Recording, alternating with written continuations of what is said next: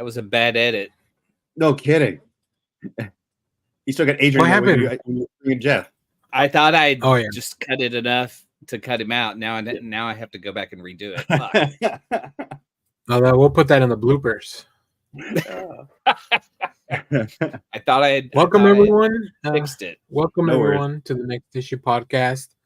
We're doing a bit of a pivot. I know we teased we were going to be doing best movies, but Jeff can't join us on today's show. And also, we just learned that Josh had a 2024 resolution to be a better dad or something. Yeah, that's overrated. Why do you want to be a parent? So now I want to know how 2023 went then. Right. Yeah, right. Like, where was the bar in 2023? Well, does Hazel still admit to him being her dad? I mean, come on. Stay tuned on the Patreon for that. That's where all the gossip is, and it's really just news about Josh. That's what we need to do. Is like the worst parents in comics. Yeah. Xavier. Yeah. Might as well be like Jor-El really Bendis really roughed them up. Yeah, I don't know. At least Jor-El, he sent his son to live. Xavier's kind of like, die for me. That's a huge risk, though. Imagine sending a baby into space. Just you don't send the baby. You're hopefully going to hit Earth. Well, he had him targeted for Earth. That was the whole thing. Like he sent him to Earth directly. Yeah, but so was Kara, and she didn't end up there in the same way that he did. Well, that wasn't Zor-El's fault. He didn't realize she was going to hit like the Phantom Zone or whatever she went to do it, be adrift. Yeah, that was like Uncle Bad. But I was talking about when Bendis brought back Jor-El and then he took John like to a different dimension and aged them up. That makes him a real bad dad. Is Bruce Wayne a bad dad? Not a bad dad, a bad dad. Yes, he's bad. What do you mean? He protected his kids. He tries. I mean, you have to look at him with Damian. Or not even that. How about even Jason? During that last the Catwoman versus Batman war. Oh, that's right. He gives him that toxin to make him afraid of everything. It's like, really? Hey, but with Damian, he didn't know about him for like 12 years. That's not his fault. True. But I guess you go, how do you make up that time as a dad? How about this? How about Robin? What about Raish or Vandal Savage? You bring your boy into your hobbies, crime fighting. In Supreme Power, there are two parents that are supposed to be like the Ma and Pa Kent of this universe, but they're just paid agents of the government that have to fake being the kid's parents for his entire life, and they hate each other. And when it's so good. Supreme Power, J. Michael Straczynski does his take on Superman and the JLA. Oh, I guess Omni-Man's pretty bad. Oh, pretty bad. Yeah. And then maybe a pretty good dad. I don't know if you guys are caught up. Spoiler. Oh, Austin's asking spoiler free. So Austin, we're not doing the best movie show anymore. So we won't be spoiling any movies. If we do get into spoilers for anything that we're going to talk about current, we'll definitely give you a heads up. Okay. What about Reed? Reed's pretty bad. Reed's pretty bad. Yeah. He's a neglecting husband. He did that thing to Franklin where he made him like wear a chip so people didn't know he was a mutant. Like he couldn't get through the Krakoan gates. That's pretty recent. So let me ask this question: is it Valara? Is that the name of the daughter? Oh yeah, Valeria. Is Doom or Reed a better father to her? Doom. Okay. Well, I mean, Doom's the Godfather, so he's just fulfilling his duties, which is an insane take to like. How do you add? I don't know how that came to be. I haven't read that part where like how Doom became Valeria's godfather. But it's an insane arrangement. So. All right. I would say the governor from Walking Dead is a terrible father. Well, how about this one? Hulk. Hold on. Let's go back to the governor. Because I mainly from the show. I don't think he never. I don't remember the comics. In the comics, he kept his daughter alive. Well, in the show, he did as well. But in the that's right. In the comics, it was so That's right. he could kiss her. He was a lot. Oh, he was a lot worse in the comics. I agree. A lot worse in the comics. Man, interestingly enough, show. The show toned it down. We got Final Neil. Final Neil in the chat. Go listen to. I just released an episode this week with Neil and Kenny on their Crew Expendable Aliens podcast, where we talk about Wolverine versus Predator, issue number 1 from Marvel, which turned into like a 2-hour conversation. So of course it does. You figure out how we did that in a 22. Well, I guess it's a 36-page comic, so I guess it checks out. And they recently retconned Mystique being a bad mom to being a good dad. Yeah, that I don't know. I'm kind of excited to see where they might go with this one. That was like the biggest one. I was like, Clay went deeper into that in our last episode where we talked about our favorite comics. So speaking of that, since Kyle wasn't able to join us, and I'm just throwing him in the deep end right now. Kyle, do you have any favorite comics from last year that you want to talk about since we got the time today? I'd say pretty much any like Transformers has been phenomenal. Yeah, we talked about Transformers. I think that was on at least 2 other lists, my list. Yeah. I actually got to technically I don't think it was from last year. It was like I guess we'll bring I guess I don't know if you talked about it last week, but Duke I thought was pretty interesting for the first issue. Yeah. I mean, I guess we it was on our list as well. Yeah. I had to talk about it because I was like, I'm not as big of a G.I. Joe or Transformer fan as like you are, but like I grew up with it and I was aware of it. But then when I read stuff like what Daniel Warren Johnson's doing in Transformers, what Duke did as to like a military soldier who kind of turned against the government, I was like, oh, this is a cool idea. Yeah. And then this week we got Cobra Commander #1 dropping.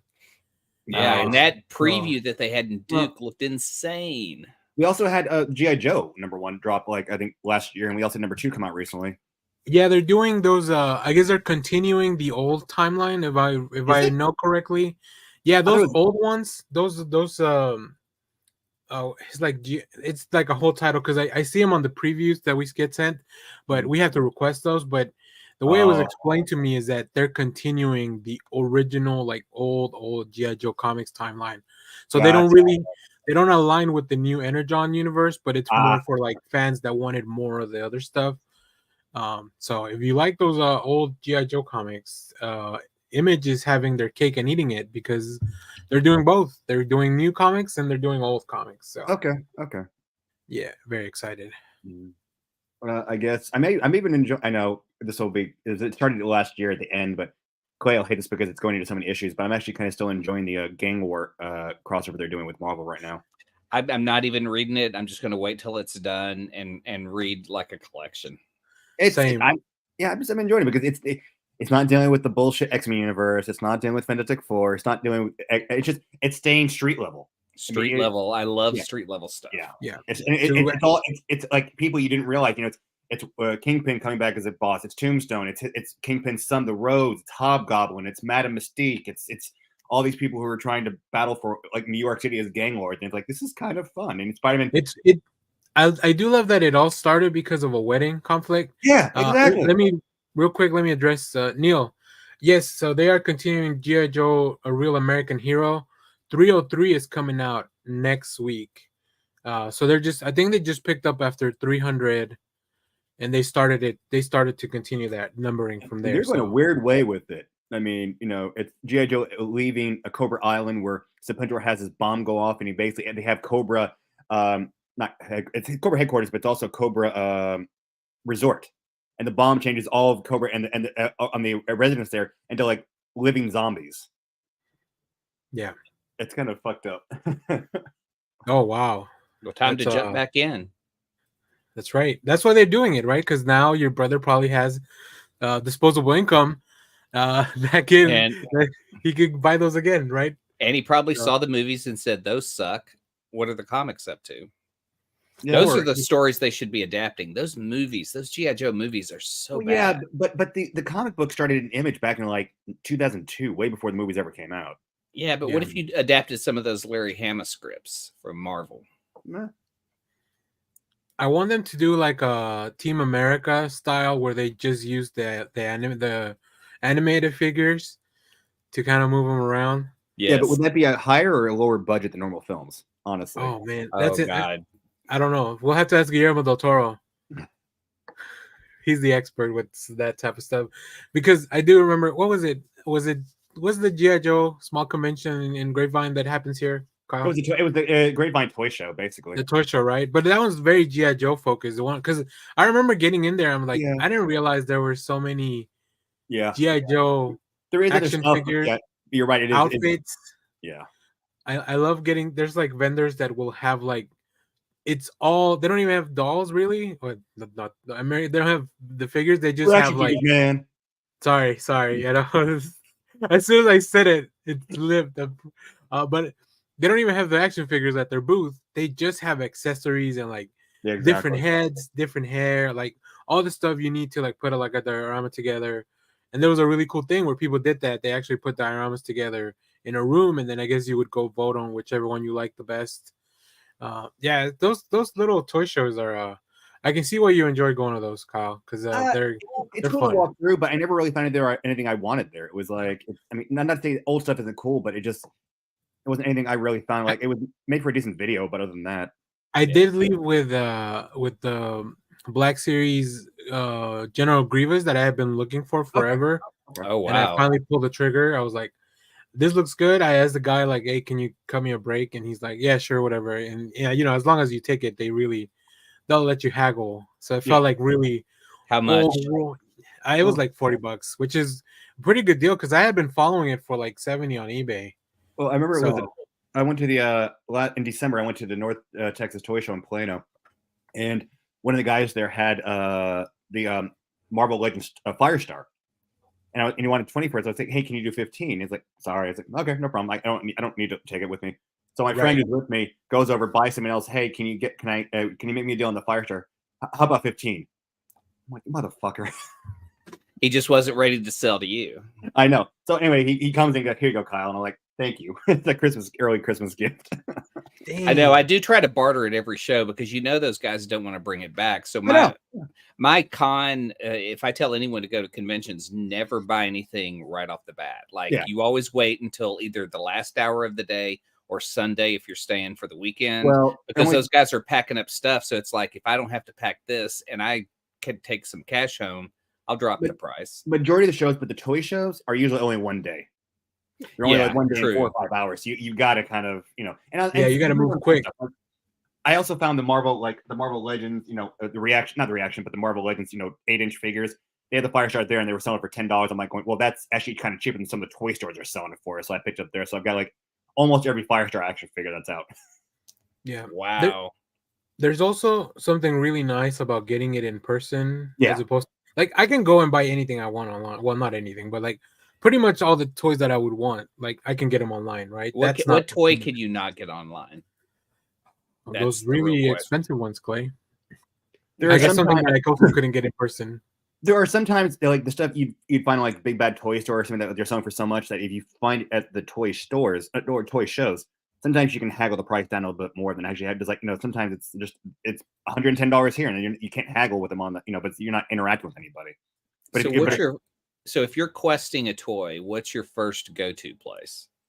Oh, I mean, it's kind of hard to know because some of these toy shows, a lot of it's all pops or die cast like Hot Wheels and everything. So well, no, like local shopping, because you do your video series of going to different places. I typically like if I really want it and Ollie's has it, that's where I'll get it because it'll be the cheapest. Oh no, Monfrey. If you really want to find some toys for like really dirt cheap, go to Ross. Oh, but you got to dig through shit, right? Not necessarily. Okay. How did you think? Yeah, but I mean, I went there with some friends the Thursday before Christmas, and they had almost all of the fucking like D&D figures, the live action movie figures, $5 a pop. Oh damn! And then Always has now the animated D&D figures for $10 a pop. Yeah, I was gonna say because I saw the last run of Inhumans there for like, or not Inhumans, but Externals, and they were all like 10. They're not. They can't get rid of it. They've had this for almost a full year. Those are they're really bad. Like I don't know any kid who gets excited about the Eternals, and it's like, I mean, I tried. My figure's very. She runs fast or some bullshit. I will say this: I now know there is one figure I am definitely toy hunting. is they if anybody Clay will remember this figure. Back in the 80s, they had an action figure based on a comic book, which I have the majority of, Crystar. Yeah. And they now have the new Marvel Legends Crystar figure out in the stores, but now you got to try to find it. That's what I'm really looking for.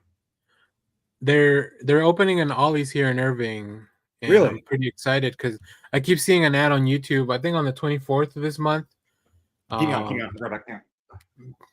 Back where it's somewhere close to the mall. So I'm pretty excited about that because Clay keeps talking about Ollie's, and I'm like, I don't know what that place is, but I'm like, he shows me a lot of shit. It's a hot mess of a store. I will tell you that. It is discount bargain bin stuff that has come from other stores compiled into their store, but not necessarily put away very good. You can find good deals on comics and trades. I mean, really just trades. They might have like my store here in Mesquite, which took over the old Toys R Us, will have like bundles of comics. Sometimes that's funny because you always in Louisville took over the Toys R Us in Louisville. Oh man, I worked there in the 90s. But no, when I was in Corpus Christi, R.I.P. Toys R Us. When I was in Corpus Christi, Corpus Christi only has one Ollie's, but they keep it in really good shape. And I found this Ceremonial King Starscream. Hold on. This is a toy that usually goes for was going for about $50 in Target. Got it for 15 at Ollie's. Damn. Yeah. That's pretty good. Yeah. Oh, you kidding? I like that. I mean, Starscream right now is having a renaissance. If you're reading the Transformers comic. Oh my god! Yeah, just when we get to the comics, I got to talk about issue 4 because holy shit! I mean, we can start now. I'm ready to go. We can start with comics if you want this week. Yeah, I mean, I got to talk about this episode 4. Geez, issue 4. Yeah, I don't need to go. Yeah, it's oh my god. So I haven't read it yet. Oh, you haven't read it? All right, don't go too deep into spoilers. Okay. But there's one moment I want to talk about. It's because it's Starscream and Soundwave just go. Let's put it this way: the issue is a very for Decepticons, every man for himself. That's all I'm going to say. Yeah. Every man for himself. They did announce that, and Daniel Warren Johnson had talked about this before. After issue 6, Jorge Corona is going to be taking over the art duties, and Daniel Warren Johnson is going to keep writing the book. Which love his obviously stuff, I'm bummed out about Daniel Warren Johnson not being on the book, but I hate that. Like they bring art for 6 issues and then they get somebody else. I do love Jorge Corona's art. I think he's probably one of the what has he done better replacements to kind of keep. Here, I'll pull some stuff up. Okay. But he's done a lot of stuff with DC. You'll probably recognize his work as soon as I mean, like I really like the art style they have right now. Let's see. Oh, he did. He did that. The Me You Love in the Dark with Scotty Young. I like that. Yeah, that's a fun book. And Middle West. Let me see. He works a lot with. Let me see if there's any preview art. I was gonna say that's Scotty Young too. Yeah. Well, here we'll just check out this website here. Let me share this. I think you guys are gonna like it. I am a big fan of his art. So this is the Kirby. He's Batgirls. He's doing Batgirls. Okay, yeah. All right, I know that. All right, wow. I could be into that. Yeah, he can. He's very stylized, just like Daniel Warren Johnson, right? Okay. A lot of very. I'm in. Yeah, I'm in. I dig it. Like, look at this Blue Beetle. That's very cool. I mean, this red. If he starts doing the Insecticons like that could be kind of fun. Oh, that would be. Oh man. Damn. Yeah. Get that book. All right, I'm in. All right. Not that I want the current artist to leave, but I'm in. Yeah, that's good. I mean, I'm glad people, because obviously people are bummed, right? Daniel Warren Johnson is such a talented artist, and the way he does, I'll show you one little panel that's from the beginning of the page, but like, oh shit, like the way he draws, like everything, like even the sound is like turning around, and just so many. It's very, very cool. I like that. I got a full review on the channel if y'all want to go check it out. See, I like a book that's like, he obviously can write and obviously can draw, so it's like it comes together as such magic because like he's like, well, I'm gonna have Optimus Prime just run into a Decepticon, but in truck form, and that's gonna be a whole page, and it's like that's awesome. I do hope that Jorge Corona I hope that Daniel Warren Johnson continues to script wrestling moves into the comic, because every time I see one, oh yeah. Obviously, Daniel Warren Johnson, big fan of wrestling. Go read Duo Powerbomb. But every time I see a wrestling move in the comic, get so excited. So one of my biggest things is the fact that this is that they started this book off as a very generation one. I mean, kind of different timeline, but I mean, Prime does something heavy. I mean, I think it's issue 2. He opens the chest and you see the Autobot matrix of leadership right there. It's like it's everything down to like design, everything. Yeah. Just kind of going in a different direction with the story. Yeah, very excited for that. So, all right, what else do you guys want to talk about? What else is it? Did anybody watch Ekko? Did you guys watch Ekko? Yes, haven't watched it yet. Okay, I won't go into any spoilers or anything. There's a full review on the channel. I'm hearing good things about it though. I quite enjoyed it. And the only thing I will tell you is watch it on Disney Plus, not on Hulu. Oh yeah, because I watched it on Hulu, pretty much the whole thing except for the last episode.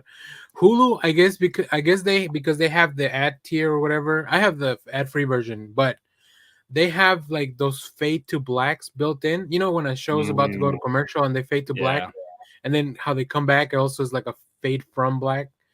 But it's just like fade, and then the show continues. So it's weird. Like there's no ad in between because I don't pay. I pay to avoid the ads. So just fade out and fade in. Yeah. Which is I was like, what the hell? This is a weird editing choice. And then I looked into it. I asked Austin, might be in the chat still, because he was watching. I was like, are you watching it on Disney Plus? And does this happen? And then I checked out the same scene on both services. Disney Plus doesn't have any of that stuff. Like So I don't know. Maybe they fixed it by now, but I just thought it was a really weird editing choice because it was like in the middle of like a sentence that it was about to start, of course, or something like just those really have weird. To be like AI choices.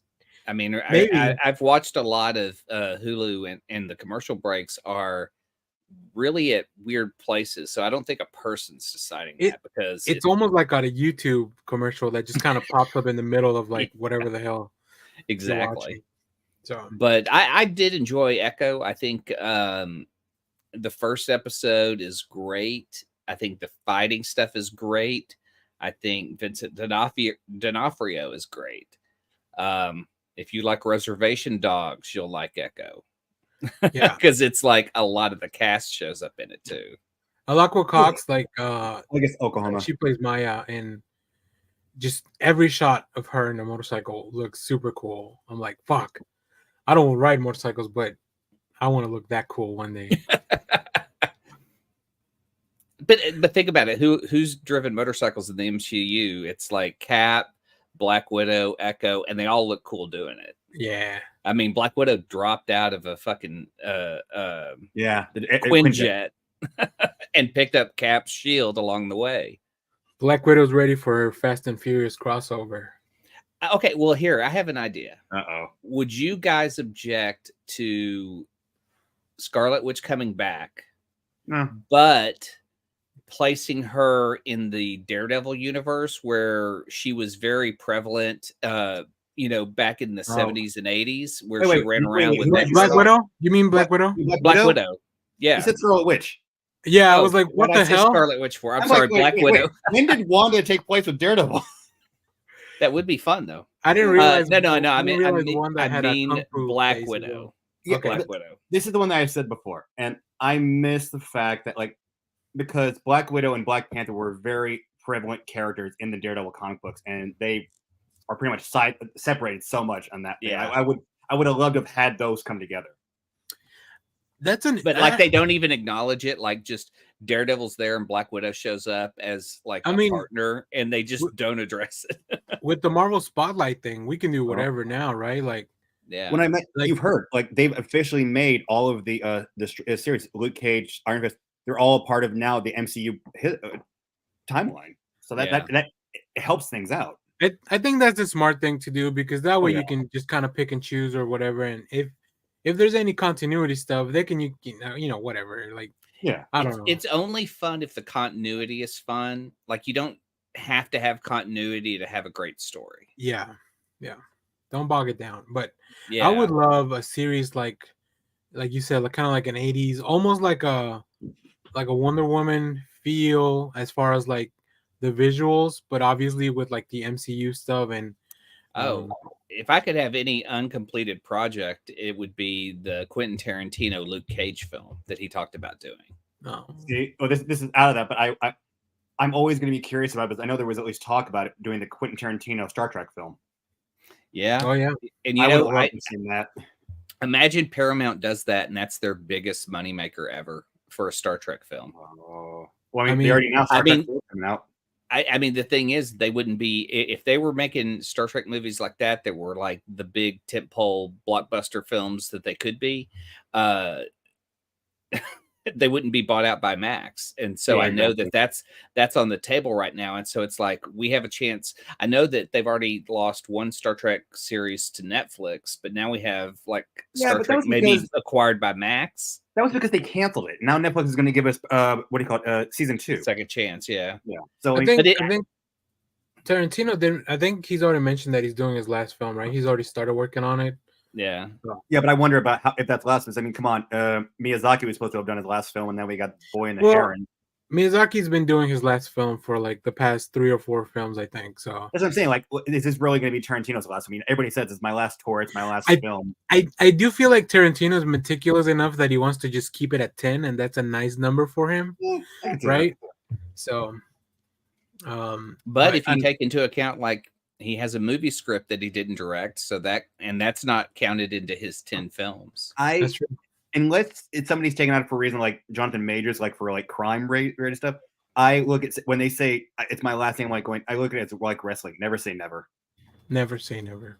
Look at Sting. Punk Did never you comes see? back to wrestling. Yeah, right. Jonathan Majors got dropped from. I know. Oh fuck, the basketball player. Yeah, but yeah, I know. I Kobe Bryant wasn't it or no? Kobe Bryant's dead. no. But I thought it was a movie based on him. Not like. I thought oh no, it's Derek Rodman. Rodman, yeah. Like, and I didn't know Derek Rodman was fucking making movies, but to get dropped from a Derek Rodman film, yeah. Who Derek Rodman? I don't know who that is. He played for Detroit Pistons, Dallas, San Antonio. Wait, you mean Dennis Rodman? Dennis Rodman. Oh, today, okay. You mean the movie actor who was in double team with Van Damme? I like that Clay's playing charades today with us. We got to figure out what he actually meant. I'm just like, no, I thought maybe Derek Rodman was actually a basketball player. I don't think much have like, except for the most famous ones like Jordan, Magic Johnson, Dennis Rodman. But I thought maybe there was a Derek Rodman. I'm sure there is, but I was like, okay, Derek Rodman. I'm gonna look him up. Derek, this is the name of the episode now. Derek Rodman. Yeah, if you search Derek Rodman, it gives you Dennis Rodman.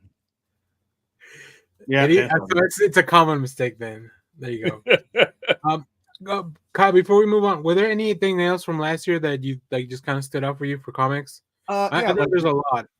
I'm blanking on the company now, but the fact that the Gargoyles series that's out. Oh, from Dynamite. Yeah, Dynamite. Thank you. Dynamite. That's been a lot of fun, especially now. Well, and plus, my recommendation at the end of the show is Gargoyles related, so that'll be a nice little tie-in. But and we got the live action series coming out from Disney Plus, which I'm fingers crossed. I'm hoping that's a big gamble. Well, speaking of Dynamite, that's a nice little segue. And like I said, there's no structure to today's show. We're just gonna kind of, it's all vibes today, kids. Did you say nice segue? Sure. We got preview art.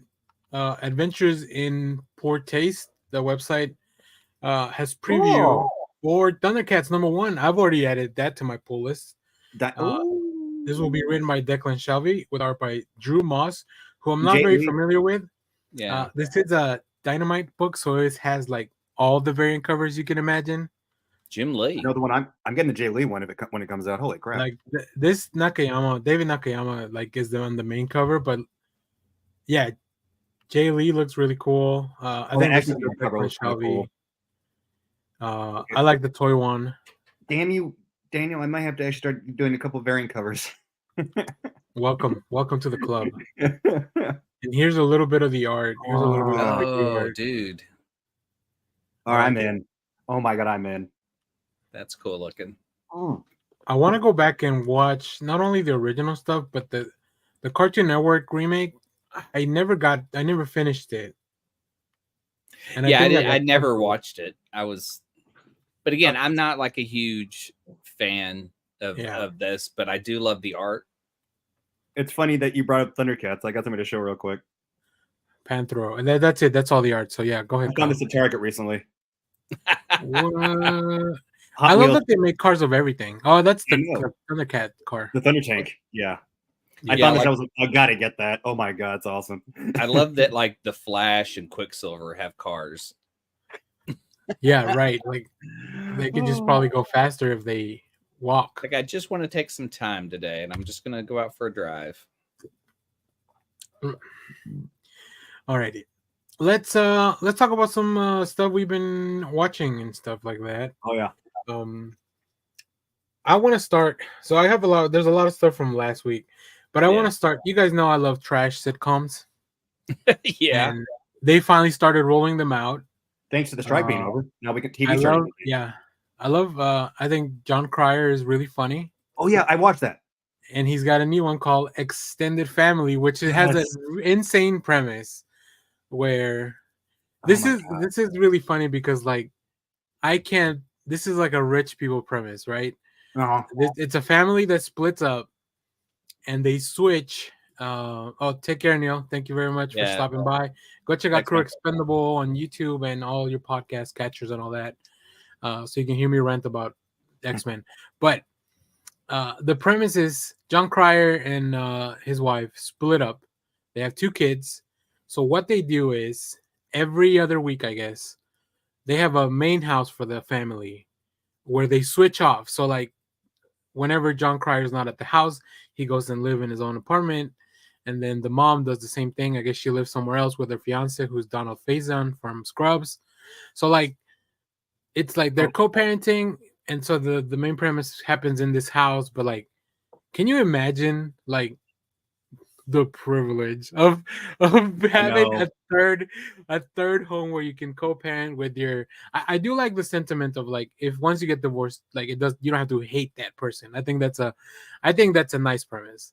See, they're too rich to have problems if they have this is their how they're coordinating co-parenting. Donald Faison plays the owner of the Celtics in this. In Boston. So like, so like easy to relate to. Yeah, he's a tech genius that ended up buying the Celtics. So make it about real people. Make them poor, where this is the only house they have, and they have to share it and co-parent. And she remarries and stays in a separate part of the house. Did you guys ever watch Men with a Plan with Matt LeBlanc from Friends?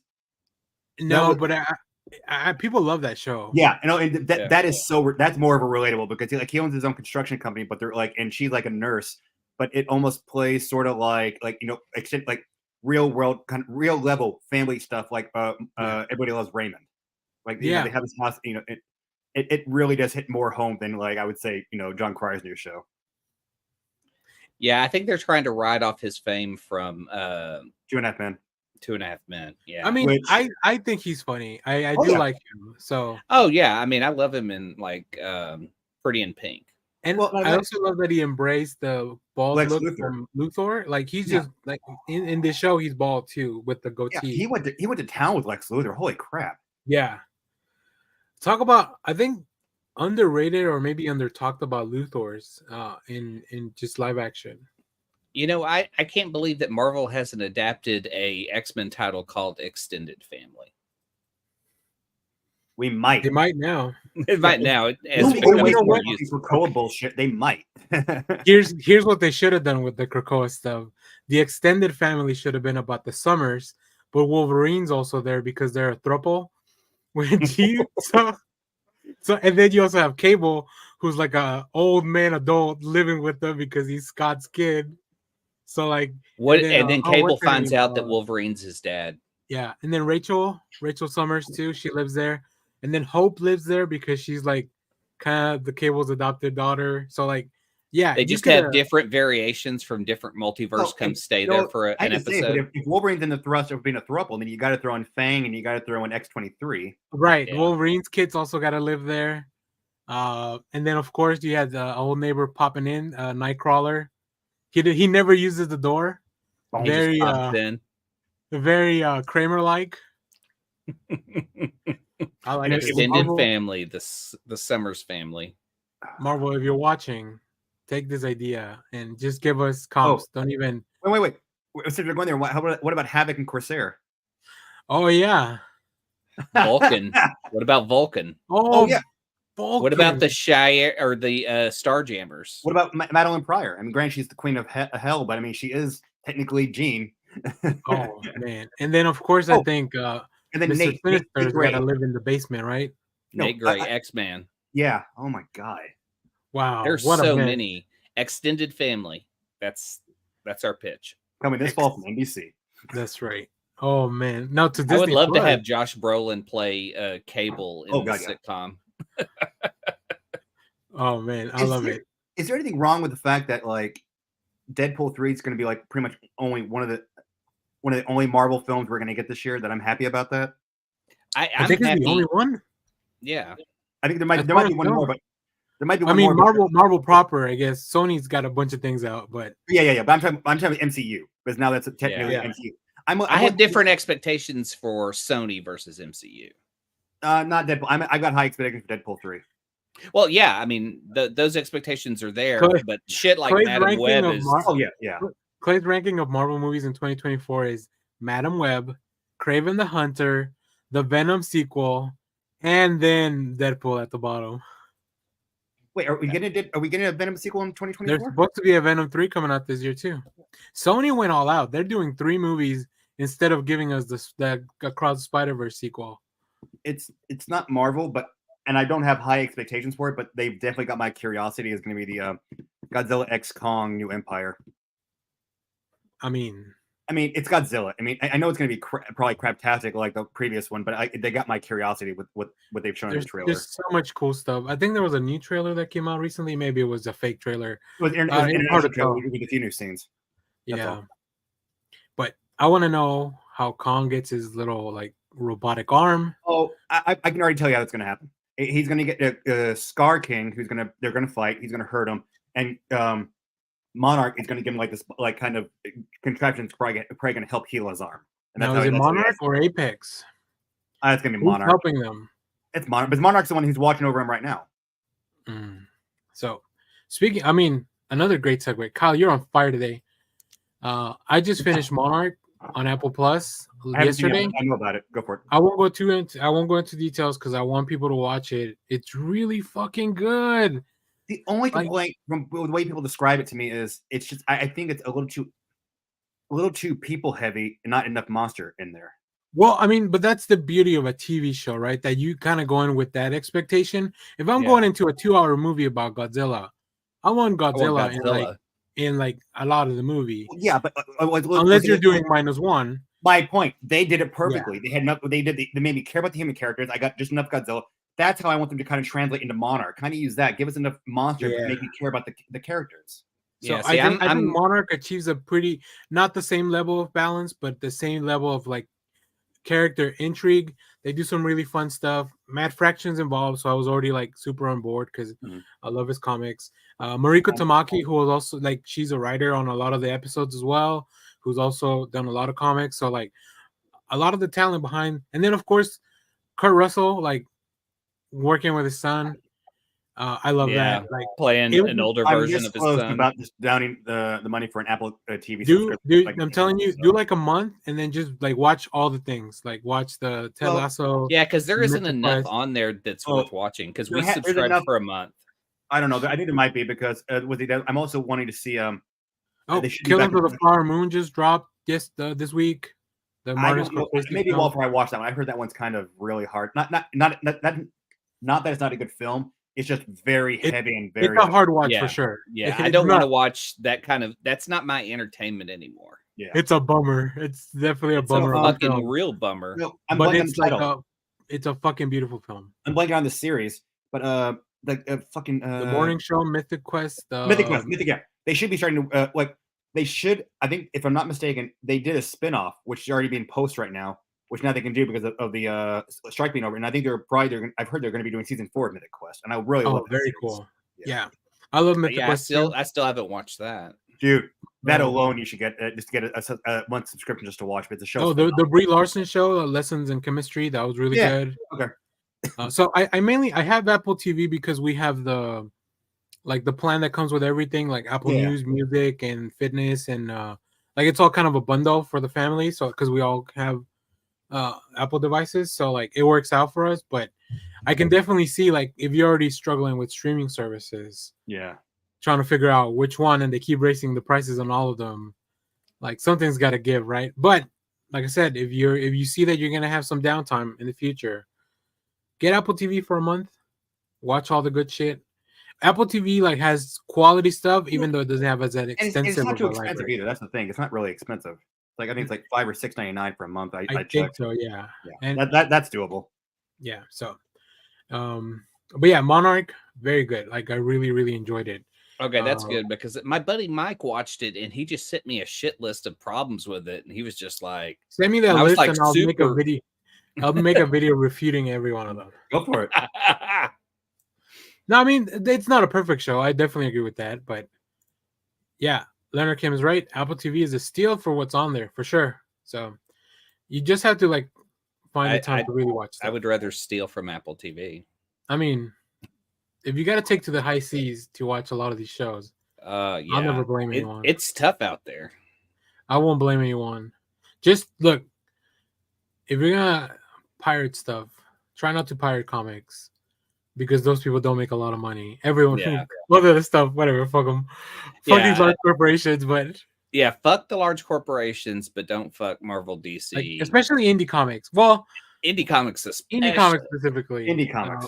Marvel and DC is still part of these giant conglomerates. So but I always worry that their segment will be looked at for how much money they make, and so I could easily see Warner Brothers selling off DC.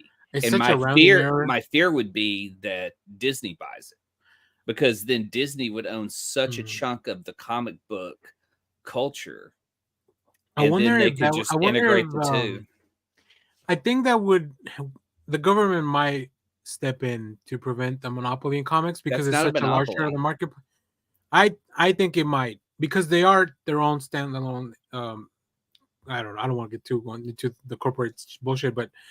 Yeah, I think there might be some. I don't know. I feel like they would look into it because they're not. You have independent books. You have just digital. You have so many competitors that but Image and Dark Horse would be. But DC and Marvel have almost pretty much all the market share, other than maybe 10%, where that's where the indies are. So that's what I'm talking about. They could definitely barter their way to better distribution. Yeah, if they had both companies. And they could definitely flex on a lot of the independent stores that we go to. Mm-hmm. So, all right, let's do. You know what? I'm gonna talking about comics. Let's do some comics. Clay, why don't you give us a few comics? Okay. Let's see here. Then we'll kind of go around the horn and then get back to some movies and TV. I definitely want to talk about Guardians, because I want to talk about in 7, 8, 9. What came up was Mantis. Mantis in this series has been kind of all over the place.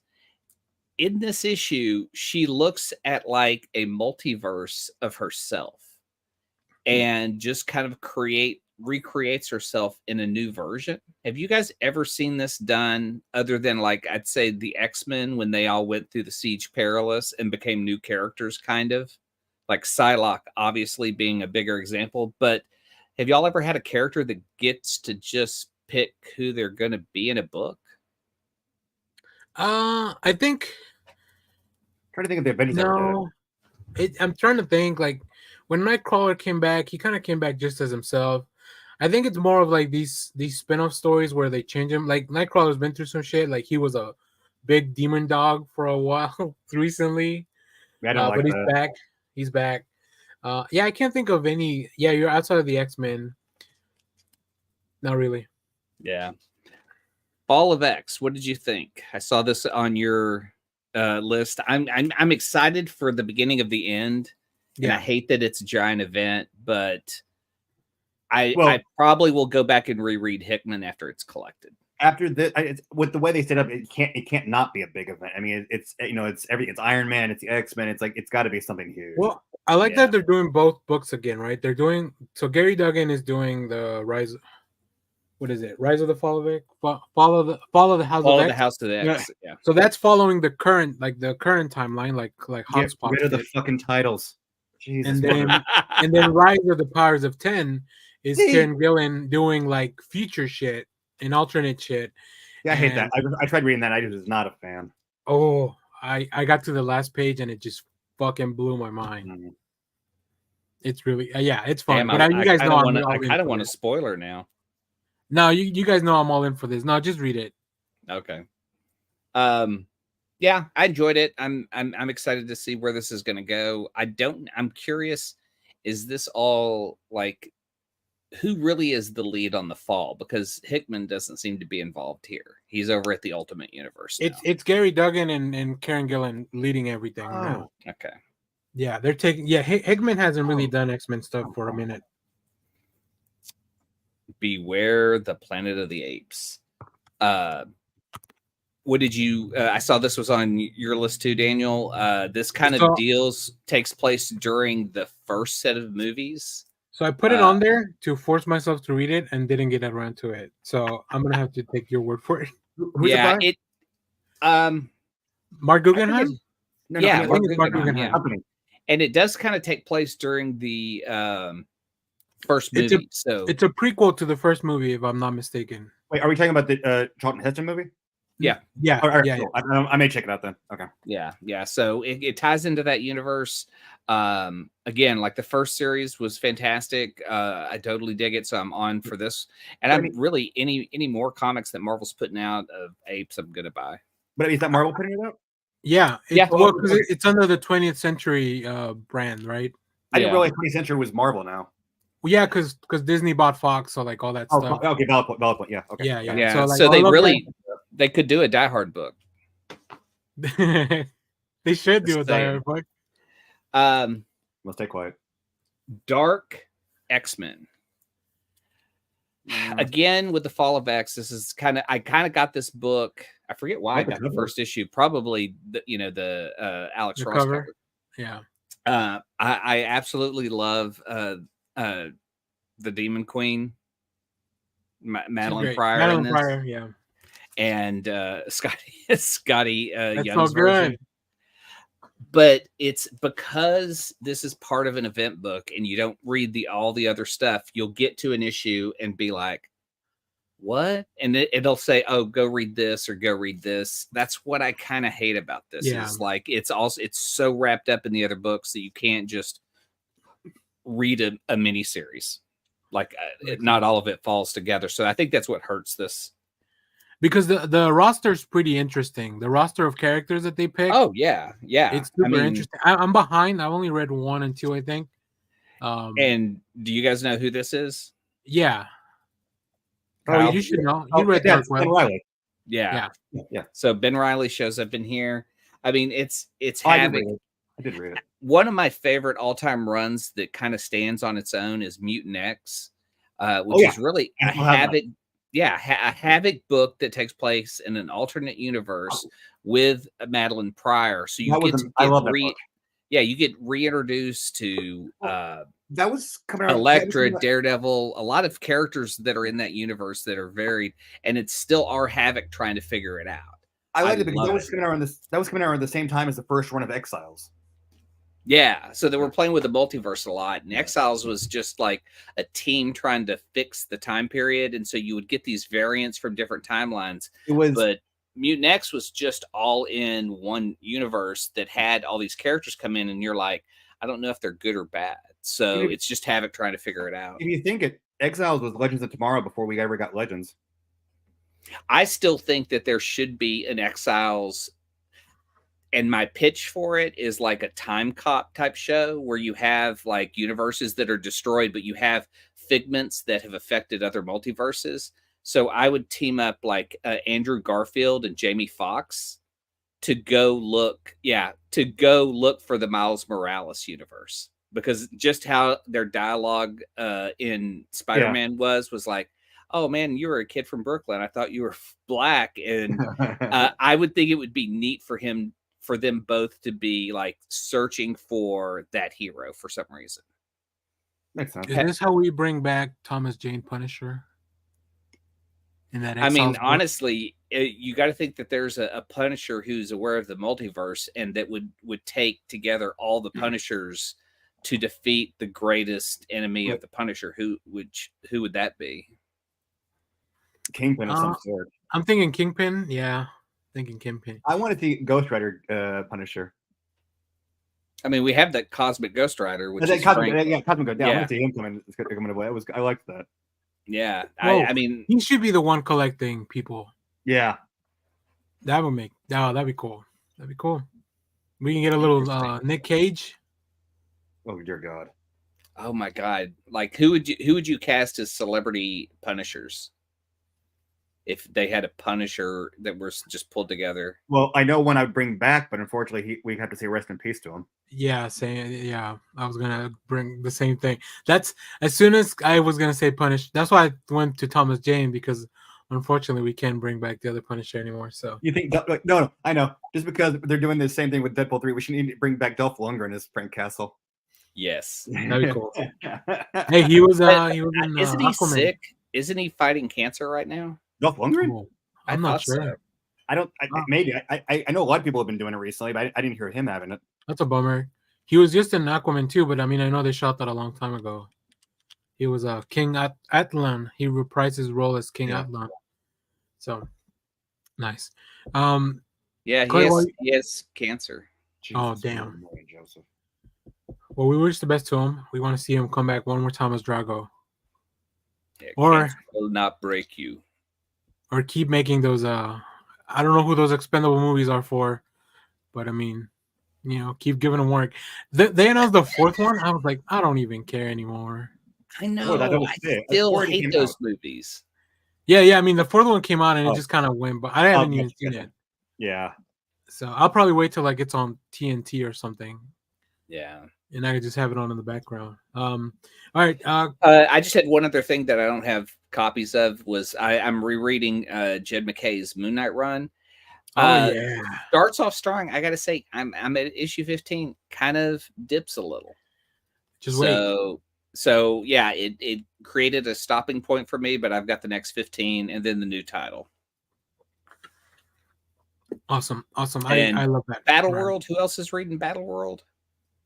What is Battle World? Yeah, it's the Tom DeFalco Secret Wars. He's revisiting Secret Wars. Oh yeah, no. I picked up the first one because it had a Ryan Stegman cover, but I haven't read it. Yeah, where is my? Oh yeah, because oh shit, I didn't get them. They had a Saturday morning cartoon cover that was like a great take on Saturday morning cartoons with Marvel characters. And I picked that up, but it's Tom DeFalco reliving the first Secret Wars through certain characters, while the Beyonders, not just the Beyonder that's there, witnessing it and commenting. So there's extra commentary, there's extra stories, but they keep kind of outing the original Beyonder as like someone who's broken. Interesting. And yeah, so that's kind of what's hooked me. This commentary from them. They give him shit because he doesn't know how to poop. Are they giving? That's why they had to bring it up in the sequel, because it was finally where Spider-Man showed the Beyonder how to poop. Pun intended. But that's all my comics. Yeah. Alrighty. Did you talk about Animal Pound? Oh God, no, I didn't. Yeah, that's Tom King's take on the an animal story. It's Tom King's Animal Farm. So yeah, it's like, what if you could hear animals, but it was sad? Kind of like Miracle Man was. What if Miracle Man was just sad? Or Rorschach? What if Rorschach was just sad? What if Animal Man? What if Animal Pound? What if animals formed the unionized and said, "Screw you guys, we're not taking this shit anymore." I like it. I liked it a lot. It was really, really cool. But it is. I mean, I can tell this is gonna be a rough one, especially because it's animals. So like, Yeah. Mhm. yeah. Yeah, but they're all working together for a better cause, but I'm sure there's some darkness along the way. It's Tom So King. Though I will say I did read the second volume of Everlasting Love, and I gotta say I felt kind of cheated by that. Are you guys? I'm not Did caught you up on it. Yeah. Okay. I won't give it any further. I wait till you read it, and then you tell me what you think. But I I really wonder. thought I it was think going to Josh wrap was up. reading that too. So I wonder. Yeah, we picked Oh, up the he's talking graphic about novel of the second volume, and then I was like, wait, what? Oh, speaking of Everlasting Love, I got my mail for this month from Elsa Charretier. Oh yeah, Let's you see. do get cool art. I forgot what it is. Let me see. And then we'll let you talk about comics. Also, it's Nice. Yes. and Nice. so she changed the way her Patreon works, and now you get a classic print. So like it'll be something that's like more like this, Mhm. and then you'll get like a more modern print, which is like something more of the modern comic book. So really cool stuff. I love her work, and I would yeah, say Green Arrow and Black Canary are still classic looking. they How are. long is Yeah, I it? forget what she calls them, but it's like They've been I a don't couple remember. since the Silver Age. Yeah. Yeah. Well, go check out Elsa's Patreon. It's and check out our Patreon too. But Please and thank you. if you had to pick between one of them, you don't get prints from us. So I get it. I understand if you don't pick ours. All right. Actually, let me jump in with some comics from last time, real quick. I'll go through these real quick. I caught up on Immortal Thor 1 through 5. Al Ewing and Martin Coccolo. It's Wait, really is that good. is that the run where he basically chooses other Thors to take on the There's new like? the super gods or whatever. Yeah. Yeah. There's uber gods or whatever. Yeah, we they're have the Thor introduced. corpse again. Is that Oh, tied into the Hickman Gods no, book? it's all standalone on its own. So really, really cool. Even because Al Ewing is writing the X-Men Red, which is where Storm is. Like even when she comes in, like he's very good at explaining how everything's happening while that stuff's also going on. So I liked it. I liked it a lot. I think this first arc was so much fun. I think I talked about this last week, but I finished The Punisher by Jason Aaron. Once again, Jason Aaron knows how to write a freaking comic book. And then we talked about Duke. And I will say my favorite comic from last week was Pine and Merrimack, is the new Kyle Starks book. It's about it's a detective whose sister was killed when she was young, and she grows up to be a detective, but she really can't take the crime. Like she doesn't want to deal with it, so she just becomes like a private investigator in this small town. But she married along the way. She married like this UFC fighter dude, and now they're just the most adorable couple solving crime in a small town until a case comes up by their desk where a young girl's been kidnapped, and this young girl reminds her of her sister, so she takes on the case, and it's getting really weird. Like I get a lot of cult vibes happening here, so it's kind of like it's like this detective story, but it's also got like these cult vibes that kind of show up. It's very interesting, and of course, Kyle Starks, he finds that blend of like the funny and with the heart, and also like just this really interesting mystery. So it's very good stuff from Boom Studios. And then for this week, we already talked about Transformers. Transformers is good. Here, let me pop up real quick. I want to encourage everybody to read Swan Songs. This is the anthology from W. Maxwell Prince with different artists. The last issue that came out this week, it's a tie to Ice Cream Man, but you don't need to have read Ice Cream Man. And as you can see, very like this is actually a collection of poems. There we go. It's a collection of poems. So like inside, there's not a lot of art, but there's a lot of really interesting Dr. Zeus like poetry. I love that Where the Sidewalk Ends tribute cover. So that's what this one's called, Where the Sidewalk Ends too. Like Yeah. that's the title of it. So very cool. One of my favorite things I read this week, Action Comics 1061. Oh, Once again, Jason Aaron Yeah. taking over. I need to get I did- this. I did read It's this so one. good. Bizarro is back. Bizarro is back and I better saw than your ever. short on it, and I guess there's an ending that's Oh yeah. Yeah, I pretty don't want epic. to spoil anything, but and then of course John Tim's beautiful art, but I've never cared so much about Bizarro until this issue, so that's all I'll I've say never cared there. so much about Bizarro since the animated series, because they actually made him into a likable Oh character. yeah, Yeah. I I do like him. it. I do like him in All-Star Superman because it's the dialogue is very, very Bizarro.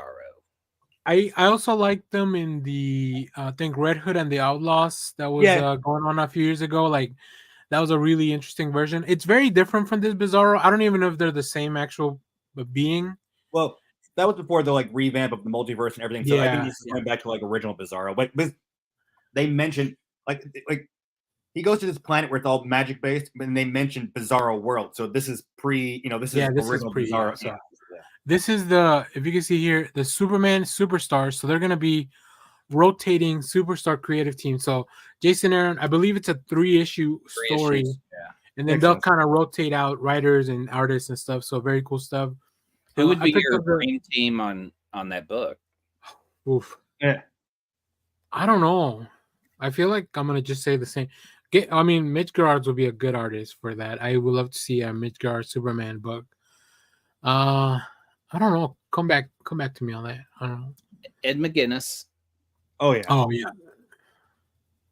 I don't know who I'd want. I mean, I'd want Jason Aaron to write it.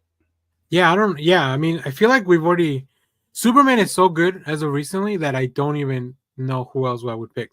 I picked up the facsimile of Batman Beyond the reprint, and of course it's foil. Of So that was course. cool. I read the Rebel Moon tie-in. I heard nothing good about that movie. I've not I heard liked one it. good thing except your video. Well, I liked it, so I'm gonna keep. It's a prequel kind of comic, so Who wrote yeah, it? we got, Max Visaggio wrote it, and Clark Bent on art. I've never heard of Clark, but the art is very cool. It's very kind of like here. I'll just show you instead of, because I don't know how to describe it. Yeah. But it's pretty in your face. Like I like it. It feels really good. See, there's two people talking great about. So me and Leonard Kim like Rebel Moon. Leonard Kim loves everything. Good, as he should. Okay, Leonard Kim, give us one thing that you are not a fan of. Oh, he probably has something. We're on a Discord together, and he actually talked about a few things recently. But yeah, the Action Comics will definitely make for a really fun collected edition with those stories. They'll sell the hardback of 3 issues for like $25. Yeah. Oh man, I hope not. I know. That's why I'm like, I may just buy the issues. The Rise of Powers of 10. I couldn't pick between these two covers, so I picked them both.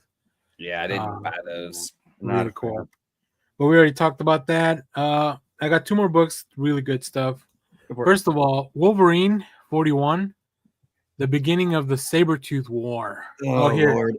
I'm not sure where I feel about this one. I read that one. Before we get into this, Leonard Kim didn't like Saltburn, so there you go. Wait, what the hell is Saltburn? I know, I've heard people talk about it, but I haven't seen it yet. It's a movie that is very weird, but I really enjoyed it. So, but let's back to what a way to bring up Saltburn. Wolverine 41. So this is Benjamin Percy and Victor LaValle. Yeah. So they have been writing Wolverine and Sabretooth respectively. It's going to be a 10-part series. Oh dear God! And it is called the Sabretooth War.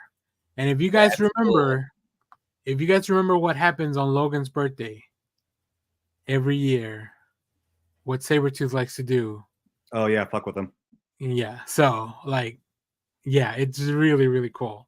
Yeah. All I'm gonna say is there's a fight between Sabretooth and Daken in here, and if you're not caught up on this, Sabretooth somehow, because I skipped one of the miniseries, Sabretooth has now like this council of other Sabretooths. He's gone around the multiverse and collected different versions of himself. What the fuck? That's the one character who wouldn't do that I would think. And and now they're all going at, hey, whenever you get stuck in the Well- pit for like years in Krakoa, you probably change. Well, not even that. They have an army of headless bodies at their disposal. Yeah. So See, Clay just kind of like, oh, damn it, now I got to read this. I Benjamin Percy I dig, and so I'm already in on that, and that cover art's great, but I don't know. so the cover art does not reflect the interior. I'll give you that, but it is Jeff No. Shaw. If you like God Country, Jeff Shaw did God Country, Okay, and that's yeah. the same artist. And there's another artist. Give me a second. Well, I did see that they took that Wolverine cover and made a box out of it. Yeah, At my which shop. I have in my car right now. I got the Mike Zeck Secret Wars box. It's Corey Smith. Corey Smith's the other artist, but yeah, but to the surprise of Sabretooth when he gets to Krakoa to kill Wolverine, Oh yeah. there's nobody there because they're not there. This is happening. It's happening before the rise of and fall of books. So like this will wrap up Wolverine series all the way to issue 50. It's gonna be a 10-part thing. My only issue, it's not really an issue. It's more of a monetary thing. It's gonna double ship. That's why they have multiple artists and multiple writers in the book, because it's gonna ship twice a month to kind of get caught up to 50 and wrap up. But the best thing I read this week, Ultimate Spider-Man #1. I have this on my list. Jonathan Hickman, Marco Cicchetto. Oh God. Oh, it's so good. How? So good. How? So good. How? How did So- they? Dude, I don't know. I Yeah. don't even know what to tell you, Clay. I feel like everything I tell you is a spoiler. It's just so good. No, I'll go this much. So, premise is it starts off in a universe where Peter's married, they have kids, which they've done that before. But he works at the I almost said Daily Planet, Daily Bugle, where Ben Parker is still alive and works with him there. He's not Spider-Man because the maker Yeah. stopped that in Ultimate Invasion, right? He stopped him Yeah, from that's, right. becoming Spider-Man. That's how this works. Okay, that's right. Okay. Yeah. So they give you a little recap. If you didn't read Ultimate Invasion, they give you a recap. But in one of the issues, the maker stops the spider, like From he biting collects the spider and stops him from biting Peter. So he gets to have a normal life, and he grows up and he has a family, and now that's kind of where we are. So it's really good though. Like, oh man, Yeah. like they changed things around, but like Okay. you recognize everybody that's It's there. Hickman, so I'm gonna read it eventually. I know. Yeah. One of the things I talked about when I was talking about the book was that I think in Hickman has to be a little bit more restrained, because Spider-Man is such a there's such a core to the character of Spider-Man that he just can't go off and do whatever the fuck he wants, right? Yeah. Like normal, like he could do it with other characters, but I feel like Spider-Man being the, I don't know, maybe even the main character over at Marvel, like you have to be a little more restrained and you just can't go wild. But the things that he chooses to change, I think they fit in this world. They look great because Marco Cicchetto's drawing them. So yeah, it's very exciting. Okay. All right. Cool. So, Kyle, let's go back to you and talk about a few more comics. Whatever else you have left, actually, not just comics. So basically, this past Thursday, 2 nights ago, I went with some friends to go see the live Pod Meets World show at the Majestic Theater. Oh, they were here. Yeah. Cool.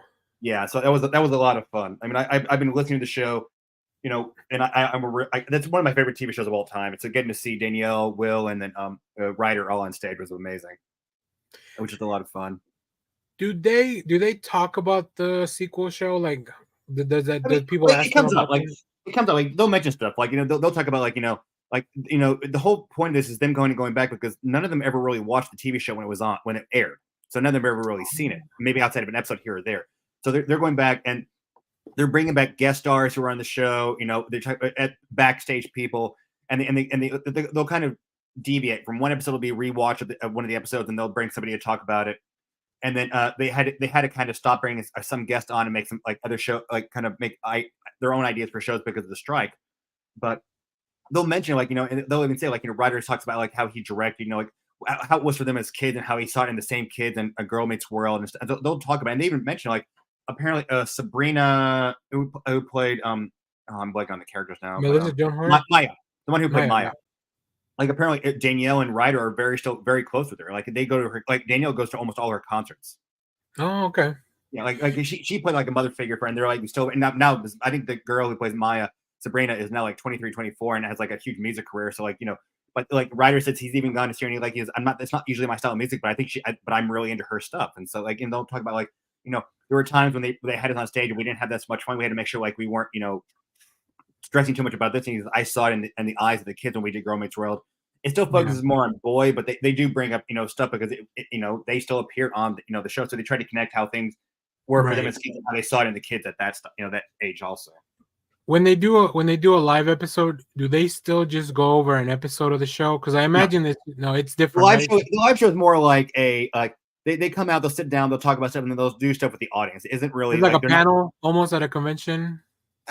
Sometimes, like they'll do little skits. They'll have a Q&A, but then they'll bring somebody and kind of reenact their own version of one of the skits from the show. Oh. And then they'll sit down at sofas and chairs and actually talk about stories also. So it's more like entertainment.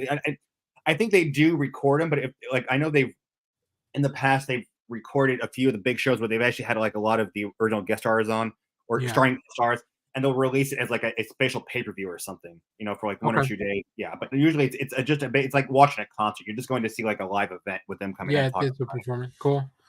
That sounds cool. Yeah, I've seen. I went to see a Star Trek show where they talk about everything. Like they were going through all the Star Trek, but for the live shows they were doing like some of the movies.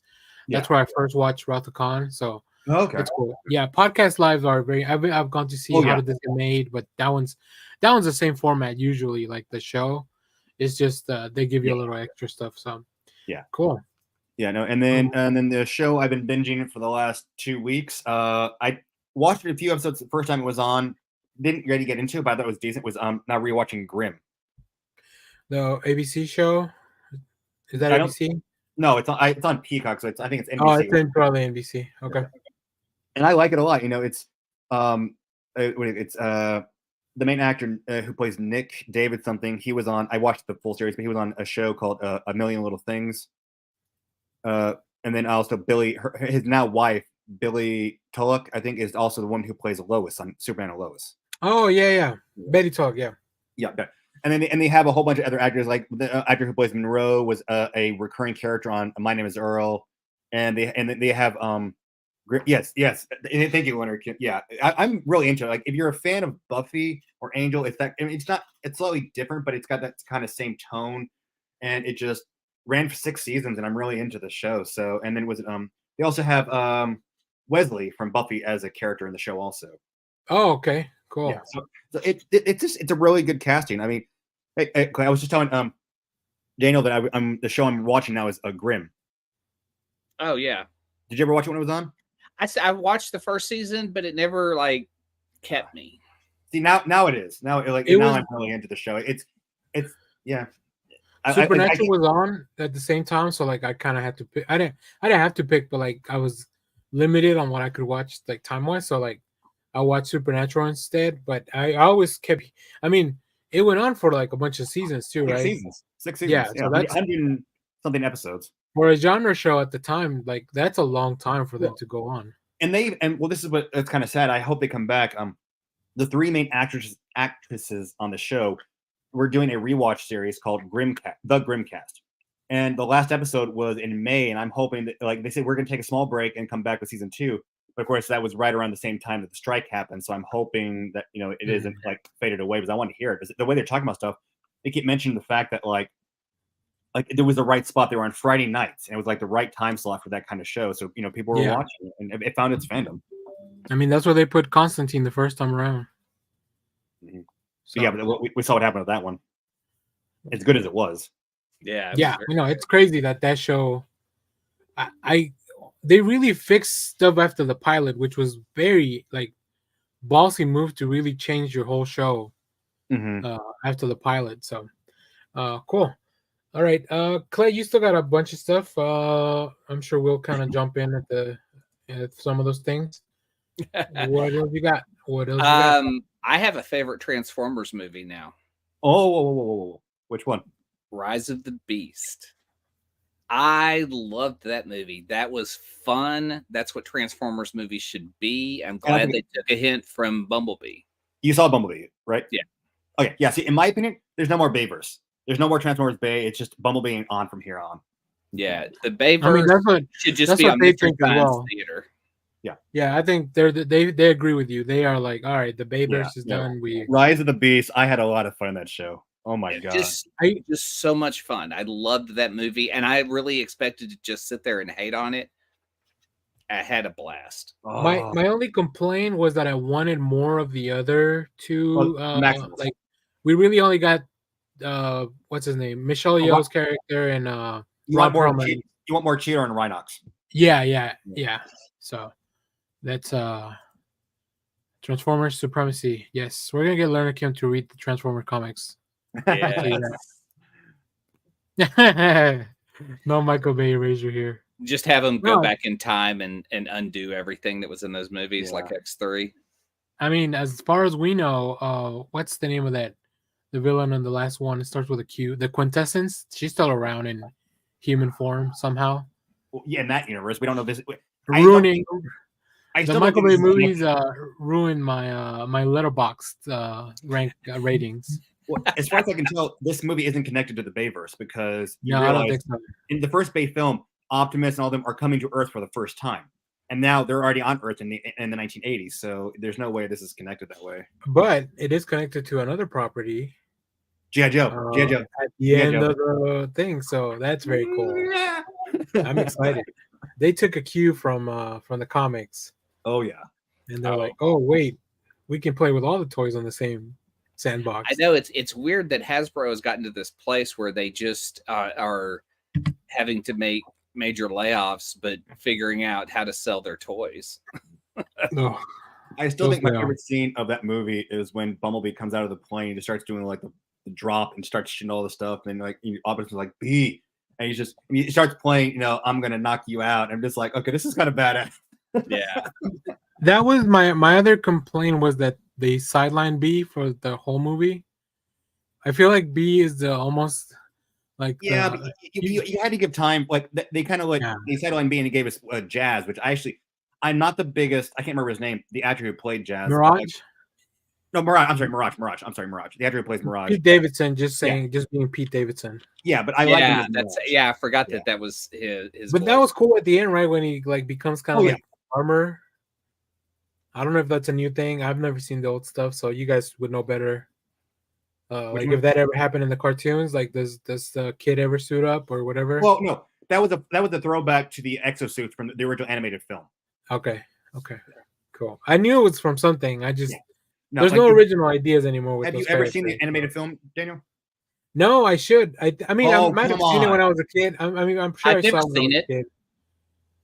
I've never seen the animated film. All right, we're doing an episode on this fucking film, but let's put it on the schedule because Jeff's a big Transformers guy too. Like he loves that whole film line by line. I've actually done it like a one-act play. My friends challenged me to a one-act play. They had to stop me at the 15-minute mark. We're gonna put that on the Patreon. Stay tuned for that. I want to see your one-act play of Transformers. Yeah. Oh god, but you gotta make the Transformer noises. We have a February episode. All you have to watch Transformers, the fucking movie, the animated one. I'll get it to you somehow, and we got to talk about that because that is the best Transformers movie out there. Period. All right, we'll watch it. We'll do an episode on it. You know what? Whenever if the comic takes a break in between arcs, maybe we can do it then. Okay, I can wait tomorrow. Okay, yeah. But we gotta do that. Oh my god, this is the shit I can talk about that film. I have the soundtrack in every format. I have the movie almost on every format. It's the poster's right behind you. So. Thank you. So we get it. Top 5 favorite films of all time. Oh, okay, cool. All right, and I'm sure it's good. Like I said, I probably have seen it. It's just I probably watched it when I was a kid, so I just don't remember. I have never watched it. I can say that I've never watched it. Oh, if Josh, I would have been okay. I would have believed if Daniel, he's younger enough. If Josh had said he'd never seen it, I'd be like, okay, not surprised at this point. I think I'm as old as the movie, if I'm not mistaken. I think it came out the same year, right? 86? Is it from 86? 87. It was 86. It was 86. Yeah. So lasted for 3 weeks in the theater. Damn.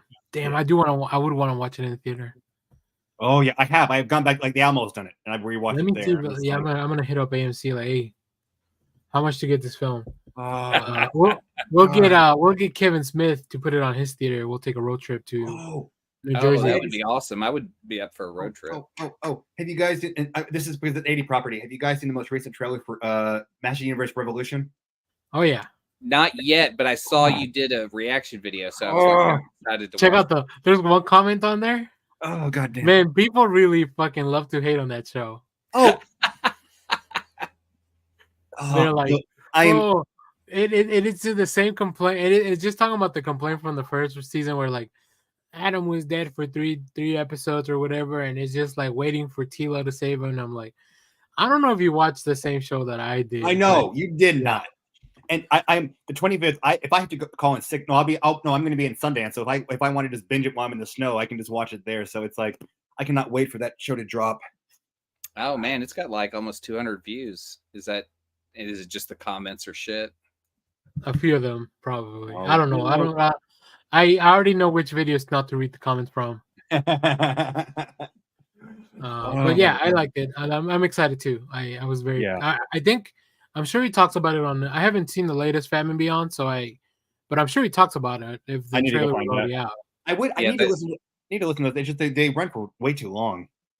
So what I do is I'll just put them on while I'm working, and that's a good way for me to catch up. It's nice that's nice stuff to kind of do some work too, because I already know most of what they're talking about, so like I don't need to pay too much attention. But all right, Clay, what else you got?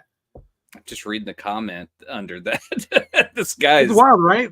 This guy is obviously bothered by He-Man. He lets He-Man bother him enough that he has to shit on like a random. Like I would even understand if that person was writing the comment on like the official trailer video. Oh yeah, but to go out of your way, no, it's to put it on like a small YouTube channel's reaction to it. Well, what gets me is I remember one of my videos. I had one guy come in. He gave me 2 hateful comments, and I was like, "What the hell?" And I go back and I look at his channel, and he's got nothing. It's just somebody who creates a fucking YouTube account so he can comment other people's things. It's like, dude, you're not even worth my time. You know, yeah, it's not even worth it. I mean, there are people that create and people that shit on stuff. You know, so I'm like, I've been watching. Huh? Are you gonna talk Star Trek? Yes. Okay, let me hold on. My friend Omar's texting me about Star Trek because he called me and I told him I'm streaming, dude. What's up? He's like, don't forget to bring up the news that we're getting a new Star Trek movie in a couple of years. So if you weren't aware, we're getting a new Star Trek film, and if also it's not Strange New Worlds, then I don't care. And also, Captain Picard is way better than Captain Kirk, and he will die on that hill. I don't know how you guys feel about that. I'm a Captain Archer fan. Yeah. Yes. Thank you. Yeah. Okay. And I do love Captain Pike on. Oh yeah. Strange New Worlds. Like, oh yeah. Go ahead. Strange New Worlds. Strange New Worlds is just the best Star Trek show that's ever been. Thank you. It is so fucking good, and it has a great cast. Have you seen all of season 2, Clay? I have not, but I have seen the musical episode. And and my complaint I have one complaint with the series, and it's a small. It's a continuing story kind of thing, but it takes place in the musical episode. Okay, what is it? Where basically Nurse Chapel kind of just blows after they start to explore her relationship with Spock. She kind of just blows him off, and I'm like, no, come on, you only get 10 episodes with the season. Don't go with it. You can easily go with this a little bit longer, you know. And they kind of with the last episode of season 2, they kind of have some like repair of stuff, but it's like that was the only thing I was not a big fan of. Yeah. See, I tried to watch Picard, and I could only get through part of the first season, and then just kind of dropped out. I told you season 2 isn't great, but 3 is worth. Season 3 is the only thing. The only thing I can say is it's able to tie how good Strange New Worlds is. Okay. Just forget 1 and 2. Just watch season 3. That's all you need to do. All right. Well, I want to check that reunion out. But the musical episode is fucking fantastic. Like I had to show them, when the Klingons come on singing. That's what I had to show them last week. He showed us a clip last week, and it's like Klingons. Me and Jeff that don't really watch Star Trek, so we were just like confounded and amazed that But you're aware of Klingons. Yeah. And you're aware. Just watch Enterprise and Strange New Worlds. That's all you need to do. I think Enterprise is the one. Which one was on UPN all the time? That was Enterprise. I mean, I saw a lot of that, like little bits, but I don't remember anything except 7 of 9. I just remember 7 of 9. It came out at the wrong time. If it had done a little bit maybe earlier or later, it would have done a lot better. But yeah, the cast, everything about that show was perfect. I like the doctor who's Well, not bald. perfect, What's but his good. name? Picardo. Yeah, he's really like he's a really fun character. I remember liking him a lot because he was on other shows that I was watching at the time. But anyways, Yeah, you would think that the hologram doctor would be the most sensible thing in the future, but they still would have like medical professionals on, and you're like, but what if this is super contagious and you have to have a hologram there? yeah. So, but yeah, Strange New Worlds, best Star Trek, the musical episode, so weird but so great at the same time. And meanwhile, I'm over here watching Into the Darkness just because it was on TV. It's not that bad of a film. It's okay. The film is fine. The only other thing worth streaming on Paramount is Bass Reeves. I am a huge fan of the Lone Ranger, and the Lone Ranger is based on Bass Reeves. So they actually tell a story, but it's within that Yellowstone universe. So it's just called Lawman Bass Reeves. Yeah. He's not as physically tall, and the size of the actor is not as intimidating as the real Bass Reeves was, but they do weave in a lot of his mythology of real stories of him capturing like a ton of cons in the Southwest Texas, Oklahoma territory because he was a marshal there. It's a great story. You've got Donald Sutherland plays a judge, an old cranky judge that empowers him with the badge. Barry Pepper as his nemesis, so fucking good. Such a good villain. I don't think he's ever really gotten the respect as an actor because he did a lot of Scientology bullshit.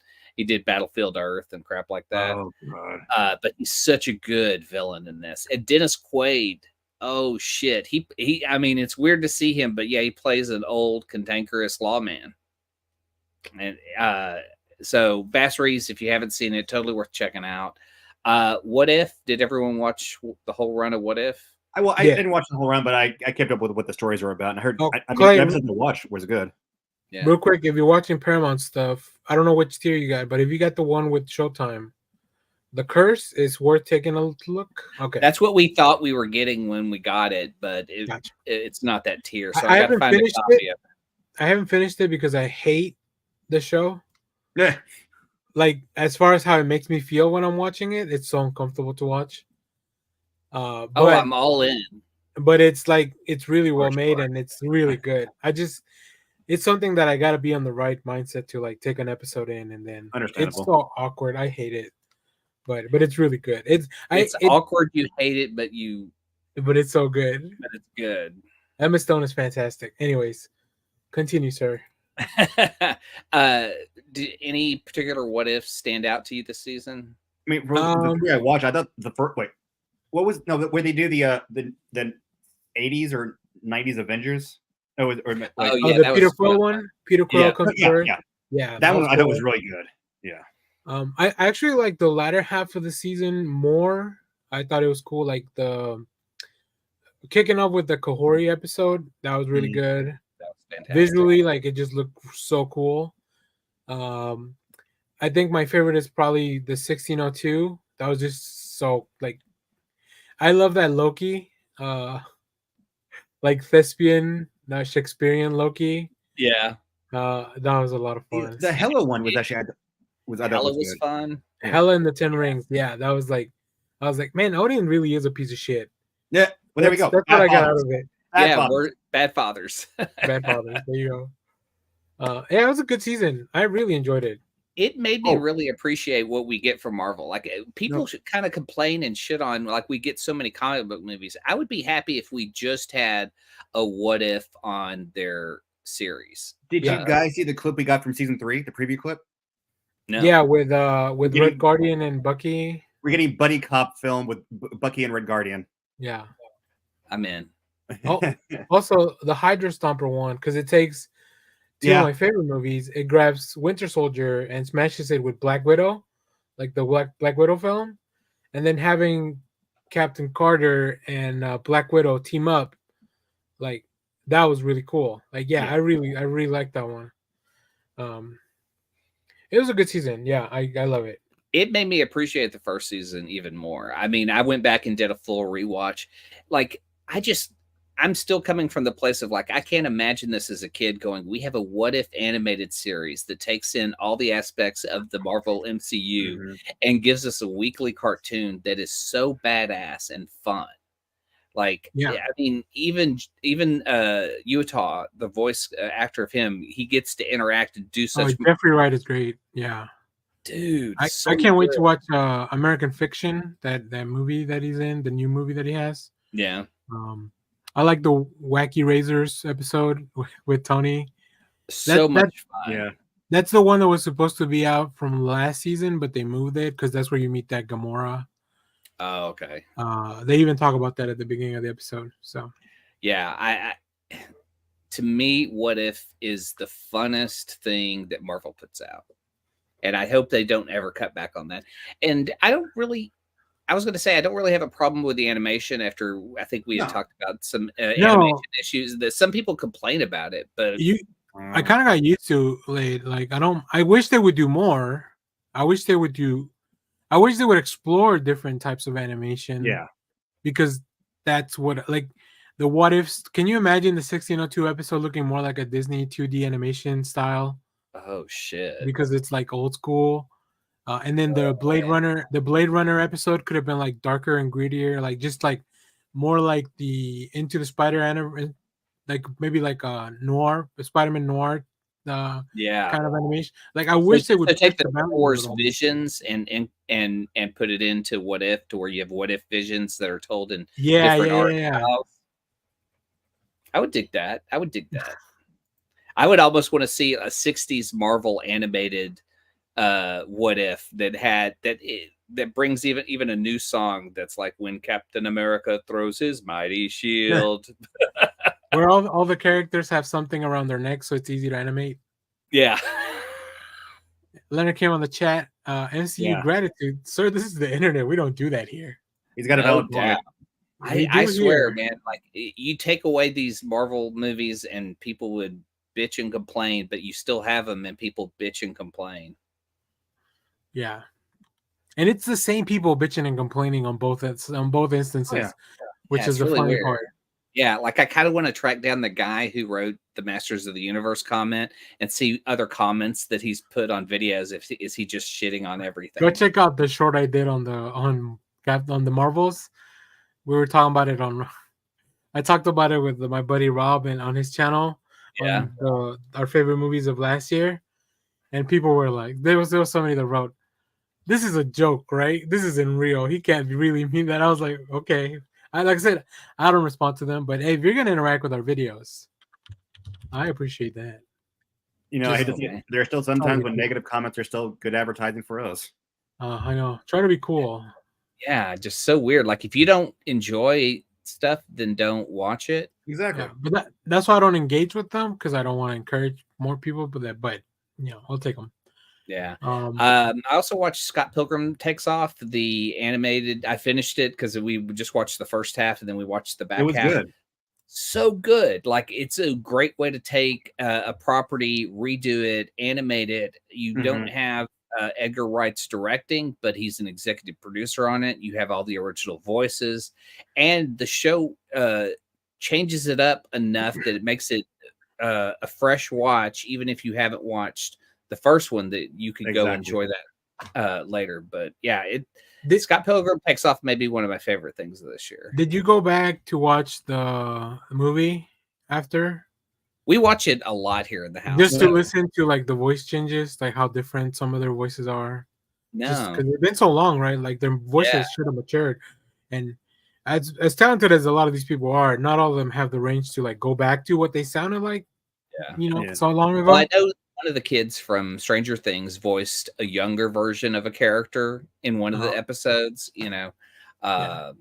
So yeah, and the only character I didn't see back was the announcer, which is Bill Hader, who would do all of the video game voices and the some of the voiceover work.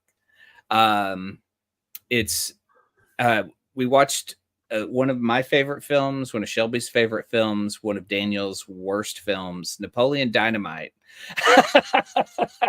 It is the 20th anniversary of Napoleon Dynamite. Sundance is doing a showing of it at the festival because of the 20th anniversary. Yes, please report back about how your class enjoyed one of the greatest films of cinema. If they go to see it, all I know is the director of the program who's going with us, that was the only ticket she wanted to get, and she got it. Oh, that's fantastic. I would love to hear how that goes over. I love Napoleon Dynamite, and knowing that it's like 20 years old, but it still holds up. It's still funny.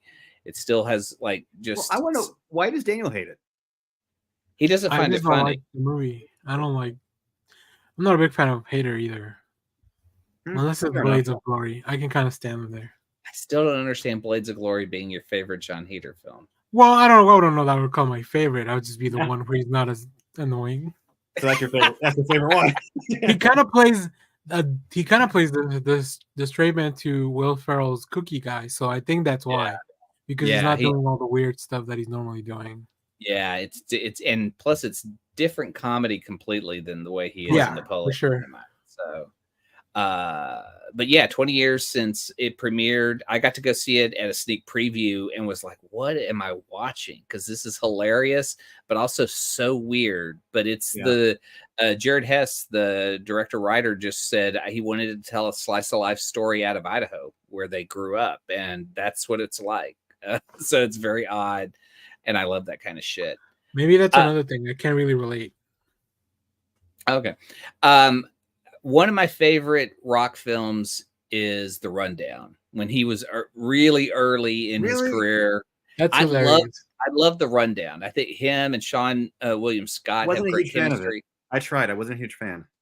Oh man, just the fight scenes in that are just so great. So I could just put it on and watch all the fight scenes. But I forgot that at the beginning of that movie, Arnold Schwarzenegger passes him in the bar and kind of gives him kind of the nod, the passing of the baton of action hero that I don't think The Rock has held up well.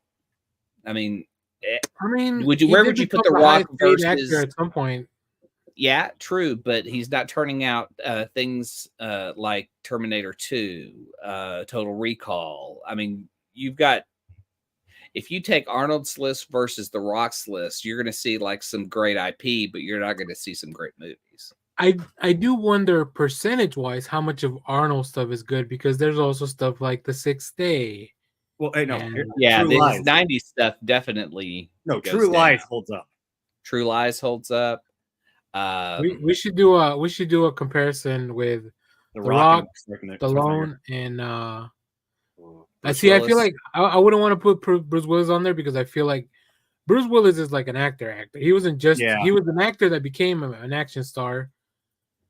These guys were action stars that try to do other acting things. No, I'm gonna put Stallone sort of in the middle of that area. I think Stallone can actually be an actor. I want to compare Schwarzenegger, Stallone, and The Rock, and maybe who else is like a modern version of those guys? Jason Statham.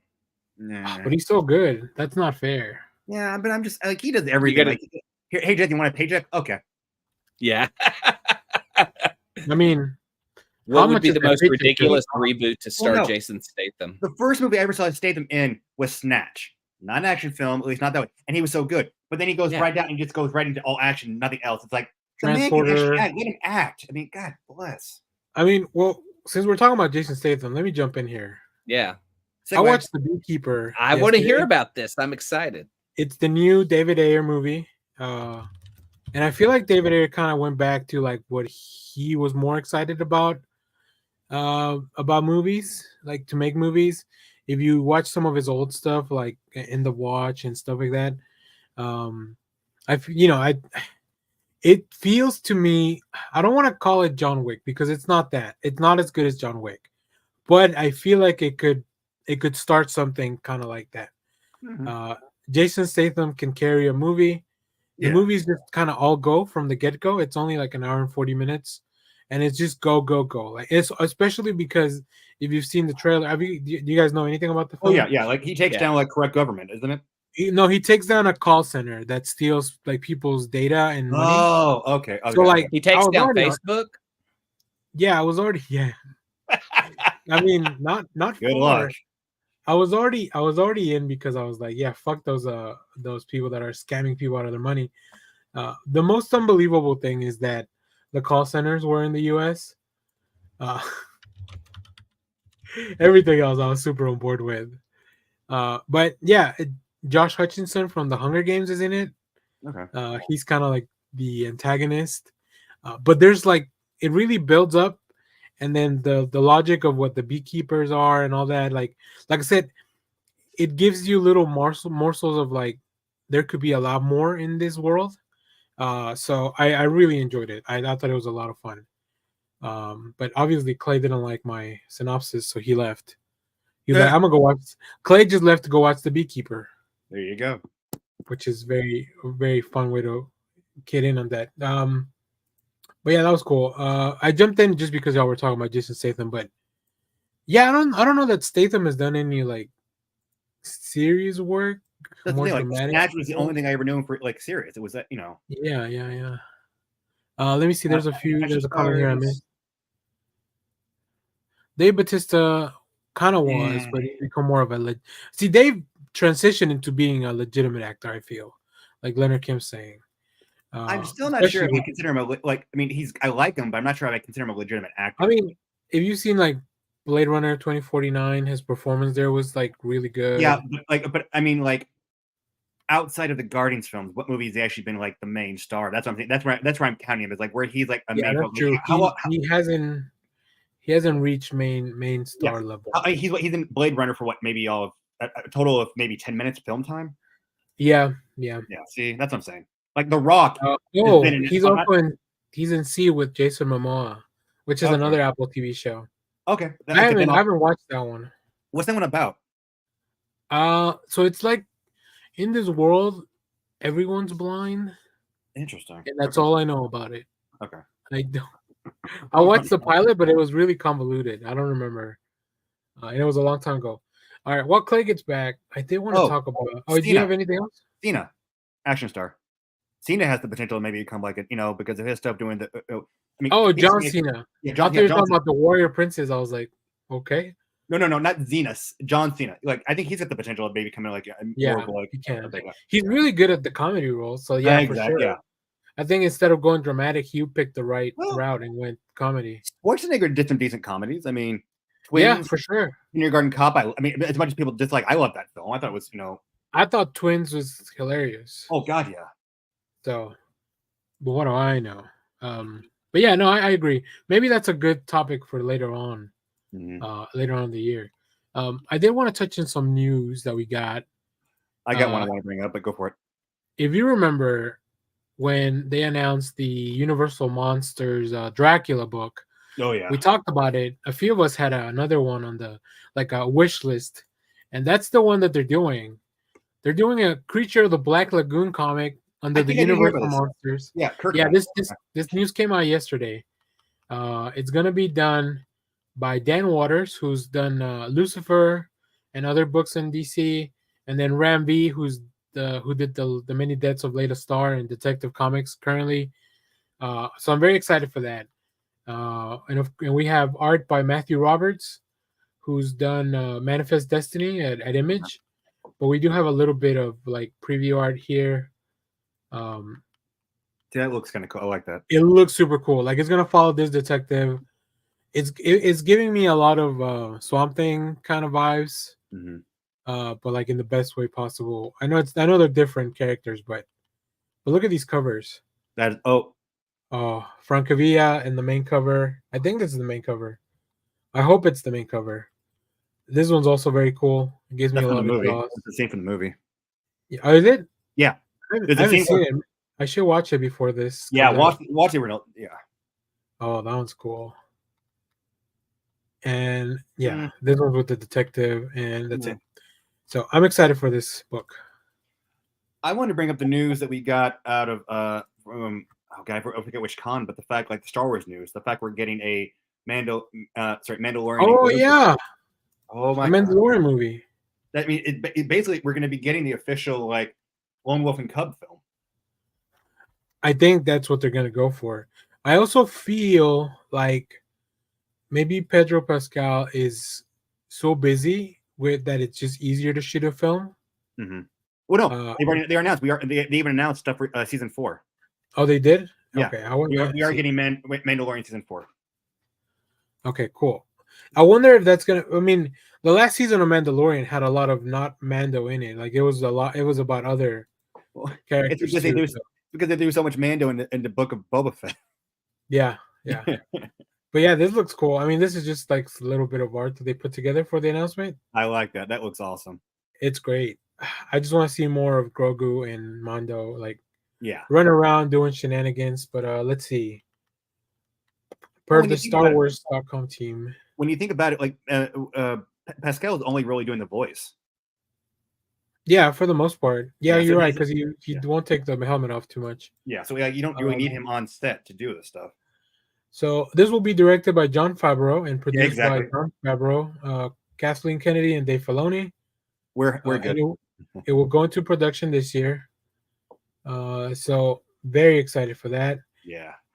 And let's see. The Mandalorian Grogu will lead Lucasfilm's ongoing future development slate, including films held by Sharmeen Obaid-Chinoy, James Mangold, and Dave Filoni. So like all the other stuff that they've also announced, including the James Mangold film. I think they also announced a Rey film that it's in the works. No disrespect to the actors. I never really got connected to the character. Yeah, I do want to see like what they can do with the character now that it's not like super tied down to the rest of everything. Now that they've resolved Palpatine Skywalker stuff for the most part, right? We hope. What can they do? Like, let's go from there with more of a kind of a clean slate, but with a character that we at least already know and met before. Yeah. So, all right. While Clay gets back, I do have. Have you seen The Creator? It's a movie it's on Hulu now by the director of Rogue One. No, I have not. I hadn't really heard anything about it. I mean, I knew it was out, but I hadn't really heard reviews on it. Yeah, John David Washington stars in it. He's very good. The movie looks great. It's a little convoluted, but if you like hard sci-fi, I think you'll enjoy it. It has a lot to do with that. A lot of talks about it approaches the talk about AI in a very different tone, I think, than a lot of these movies. So it's I quite enjoyed it. And then for the end of the year, I watched. Oh, you know what I did watch this week? The Justice League Crisis on Infinite Earths Part 1. I want to see that. The animated film. It's interesting. I haven't read Crisis in a long time, but I know like the big beats of the story. But I feel like they're doing their own kind of thing. What I read about what happens in the film has nothing to do with the book. I mean, except the Monitor gathering people together. Right. It's really, and it's all like it's following Barry. Like he's kind of the main character, which makes sense. So I enjoyed it. My only complaint with the movie was that I wish they had done more different stuff with the animation, because you're also going through like, if you're doing multiverse stuff, like make it look different, right? Yeah, exactly. But they didn't. I'm also really growing into Jensen Ackles doing the voice of Batman. I'm fine with that. Like, it's really growing on me. Like, of course, I love Kevin Conroy.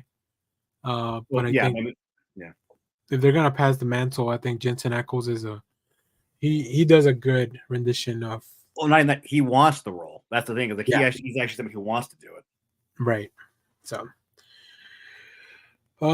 That's kind of all I had. I know. So Clay stepped away because he was going to talk about some documentaries and stuff. But I don't know if he's going to, I don't know. He didn't even tell us where he was going, but I know he's still on. So we'll give him a few minutes. I know he wants to show us a trailer. Maybe I can get that set up. And then he wants to talk about a few documentaries. So I'll give him time for that. But yeah, that's pretty much it. But next week we'll be doing, I guess I'll do housekeeping while we do that. Next week we'll be doing some best movies of 2023. So if you want to go see that. Also, I've been on a lot of stuff recently with other people. So you can watch me talk about movies with my buddy Rob Fishbeck, and like I mentioned on the Crew Expendable podcast, that Wolverine Predator series is really good. I like it. I like how they kind of tied Predator being a part of the origin of Weapon X. Yeah. So, but that's about it. Other than that, make sure to check out our our Patreon. Make sure to check out. Thanks to everybody that filled out our survey. That was really cool. We got so many responses. Nice. I don't know. Clay really left us hanging here. I know. I guess we could do our. We could start with our recommendations. Yeah, let's do that, and then we'll get to the show. So, you want to kick us off? Yeah, if you want to go, a friend of mine just texted me this yesterday. There's a new Kickstarter. 30th anniversary Disney Gargoyles collections are here, and I have a link in the thing if you want to bring this up. It's basically what's his name? David Greg Weisman, who was the creator of Gargoyles, is collecting all of the like slave labor graphics and other comic books into collections, 3 big, like either trade paperbacks or you can get hardback covers. Oh shit! And they these were are cool. comic books that you can't find anywhere. Maybe on digital, but right here you go. And they broke through theirs. Well, no, what's funny is I've been going back and forth looking at this, and I've actually been watching the numbers go up. I clicked back on it and went from like 000 to 132. I'm like going, dear God. That's funny. Yeah, because like they've already way over exceeded their goal. But let's see what they have. So yeah. So these are the original. This is the stuff that leads into what's going on now. Okay. So this is all prequel stuff. Not prequel to the show, but prequel to the current comic book series. Gotcha. The comics took off, like the comics picked up after the show ended, right? Yeah, after the season 3 with Chronicles of Goliath, or the Goliath Chronicles. So, yeah, long out of print Gargoyle comics collector for the first time. Yeah, I'm gonna have to do this just because. Oh my God. Oh man. Yeah. Look at these, yeah. These hardcovers are. I know. Oh my God! Look at this. The box. What are the? Let me look at the tiers.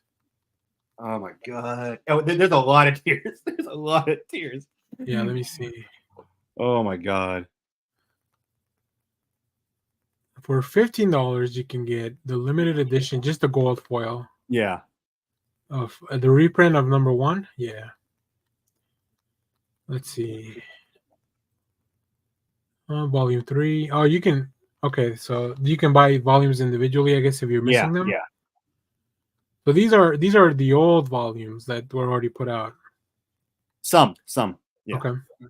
Like apparently there was a run of villains issues, but they only ever got released as a trade paperback, but you can't find it anymore. So they're gonna be doing that as a tier 2. Let me get to the good stuff then. Yeah. The hardcovers are about $70 each. Yeah, I'm gonna have to say no to that, unfortunately. The 3 paperbacks are about $100. Oh, sketches for $99. The hardcovers altogether $125. That's not too bad. No. For 3 hardcover books? No. That's pretty good. Signed hardcovers. Ooh, connecting sketches. Mm-hmm. Those are cool. Here we go. The anniversary thing. Oh man. These anniversary things are like $500 each. I know. Like they're going hard with this. They're limited to 1,000. Is there even any available? I guess. Yeah, there's 2 back here. Okay. And then signed and remarked. And then the treasure chest with all the things. With all the hardcovers. $1,500. I mean, that's a little more than I guess they're giving you the treasure chest kind of for free almost, it feels like. Yeah. Oh my God. That's crazy. Jay Lee commission art for Gargoyles for $1,750. Holy shit, dude. I'm glad I'm not that big of a Gargoyles fan. I'll be out of cash. I'm surprised you're not already with everything you buy. Yeah. You know, all the variants and everything. Man, so when I go, that's why I haven't picked up the Gargoyles. I like the show, but I hadn't really been watching. Like, I don't remember it that much. It was really I've never gone back to rewatch it. Oh, I have. So the two things that I've gone back numerously on Disney Plus has been Gargoyles and Boy Meets World. Okay. And my recommendation, let's see, I don't even know what to tell you guys. Oh, probably comics. Oh yeah, here it is. That's what I wanted to talk about. So there's a comic coming out next week from Chip Zdarsky and Daniel Acuna called Avengers Twilight. Have I seen something about this? I don't know. It's kind of like Yeah, you know when they do like these the end type of books? Yeah. Yeah, that's kind of what this is. But it's like, yeah, in a future where only Captain America's around and there's no more Avengers, like, you know, Mhm. Frank Miller. See, that one's not as bad as some of the other stuff we've seen. No. So, oh, Clay's back. I'm back. Sorry, when Shelby leaves, one of our dogs is really old and blind It's and fine. deaf, and so when we put him out, we kind of have to help him get around. And the Oh, wind's gotcha. the wind's blowing. He's super frail, so he'll just like start to drift with the wind. Alrighty. We were going over recommendations till you came back. I know you kind of wanted to show us a trailer. I don't know if we'll have time for that. Oh, we don't have to do any trailers. So, I linked to him if we needed them. Yeah. You want to give us your recommendation? I guess it is the trailer. I mean, we might as well watch it, I guess. Might as well to wrap up the show. Yeah, Scavenger's Reign is this animated series that's on Max that I'm absolutely worried is only going to get one season. It is. I'm trying to describe it. It's something like we haven't seen before. It gives off an air of heavy metal. It's the story. It's the ongoing story of these astronauts that have crash landed on this planet, and how they learn to use the gifts that nature has to survive. And it's told from different angles of different people, and it's fantastic. Like visually, it's stunning. Some of the concepts and ideas are amazing. The hard part to try to draw into, maybe that they know so much about this planet that maybe they've been there before, but they do start to give a backstory of some incidences that lead up to the crash of the cruiser that they're in. Okay. Yeah, I've heard really good things about this. Let me bring Kyle back on. All right, give me a second. You're fine. Yeah, but have you watched Scavenger's Reign, Kyle? Never heard of it. Okay, it's on Max. It's an animated series. I haven't heard much out of. Yeah. But the hype is real. I'm only hearing through word of mouth and stuff, and it's really, really good. All right, well, let's watch this trailer to close out the show. Let's see.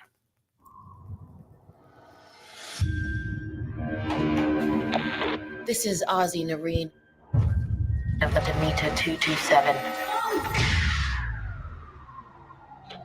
I am seeking rescue. Is anybody out there?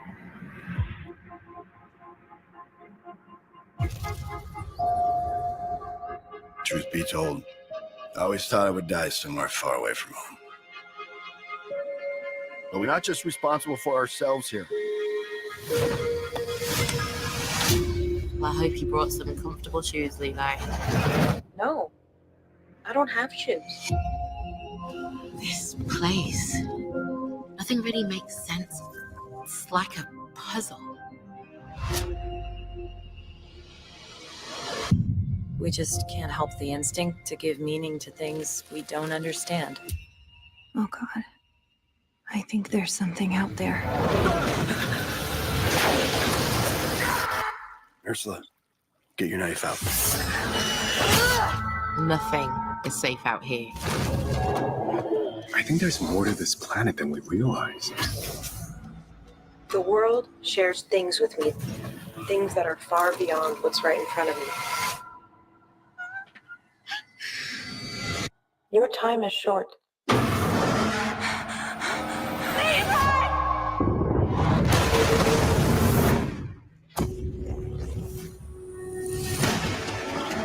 What's happening to me? You're so close. This is Ozzy Nareen of the planetary freighter ship Demeter 227. Oh, God. Is there anybody out there? If anyone is hearing this, I need rescue now. Now, please. Please.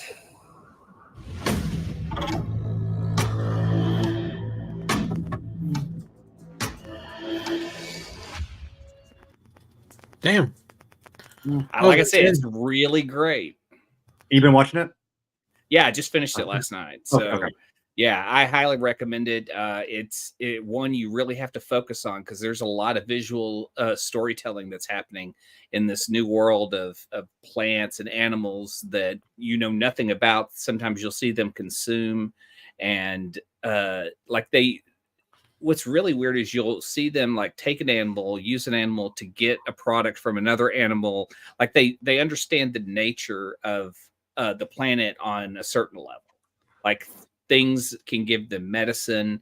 They find a place where one girl has an outbreak from a virus, but she soaks in this healing water, and these animals come along and eat off all the sores. Like it's just, and it's visually amazing to see some of this stuff. It does look very much like Mobius style, at least in the moviescape, shots. But the people are very basically drawn. I was getting a little bit of Our Bones Dust type of vibes. I mean, it is people who are coming from a technology heavy, carrier that's going through space to landing on a planet they know nothing about. Yeah, or at least they don't say that they know anything. But you are aware that some people have survived in nature long enough that they understand what certain things can do for them. Okay, yeah, looks cool. So, all right. So next week we'll be hopefully talking about our favorite movies of last year. I'll just read Josh's right now. We got a bunch of stuff. Yeah, right. Defeating the whole purpose of waiting for him. But yeah, we got a lot of fun stuff coming up on the channel. Stay tuned for that. I don't know. I gotta go pee. So all right. See ya. All right. We'll see you guys later. Bye-bye. The most important thing in life will always be the people in this room. Right here. Right now. Salute, mi familia. Salute. Thanks everyone for watching. Peter loves you. Oh yeah. Clay? Hail Bebo. Josh? Simon Center, get the fuck out.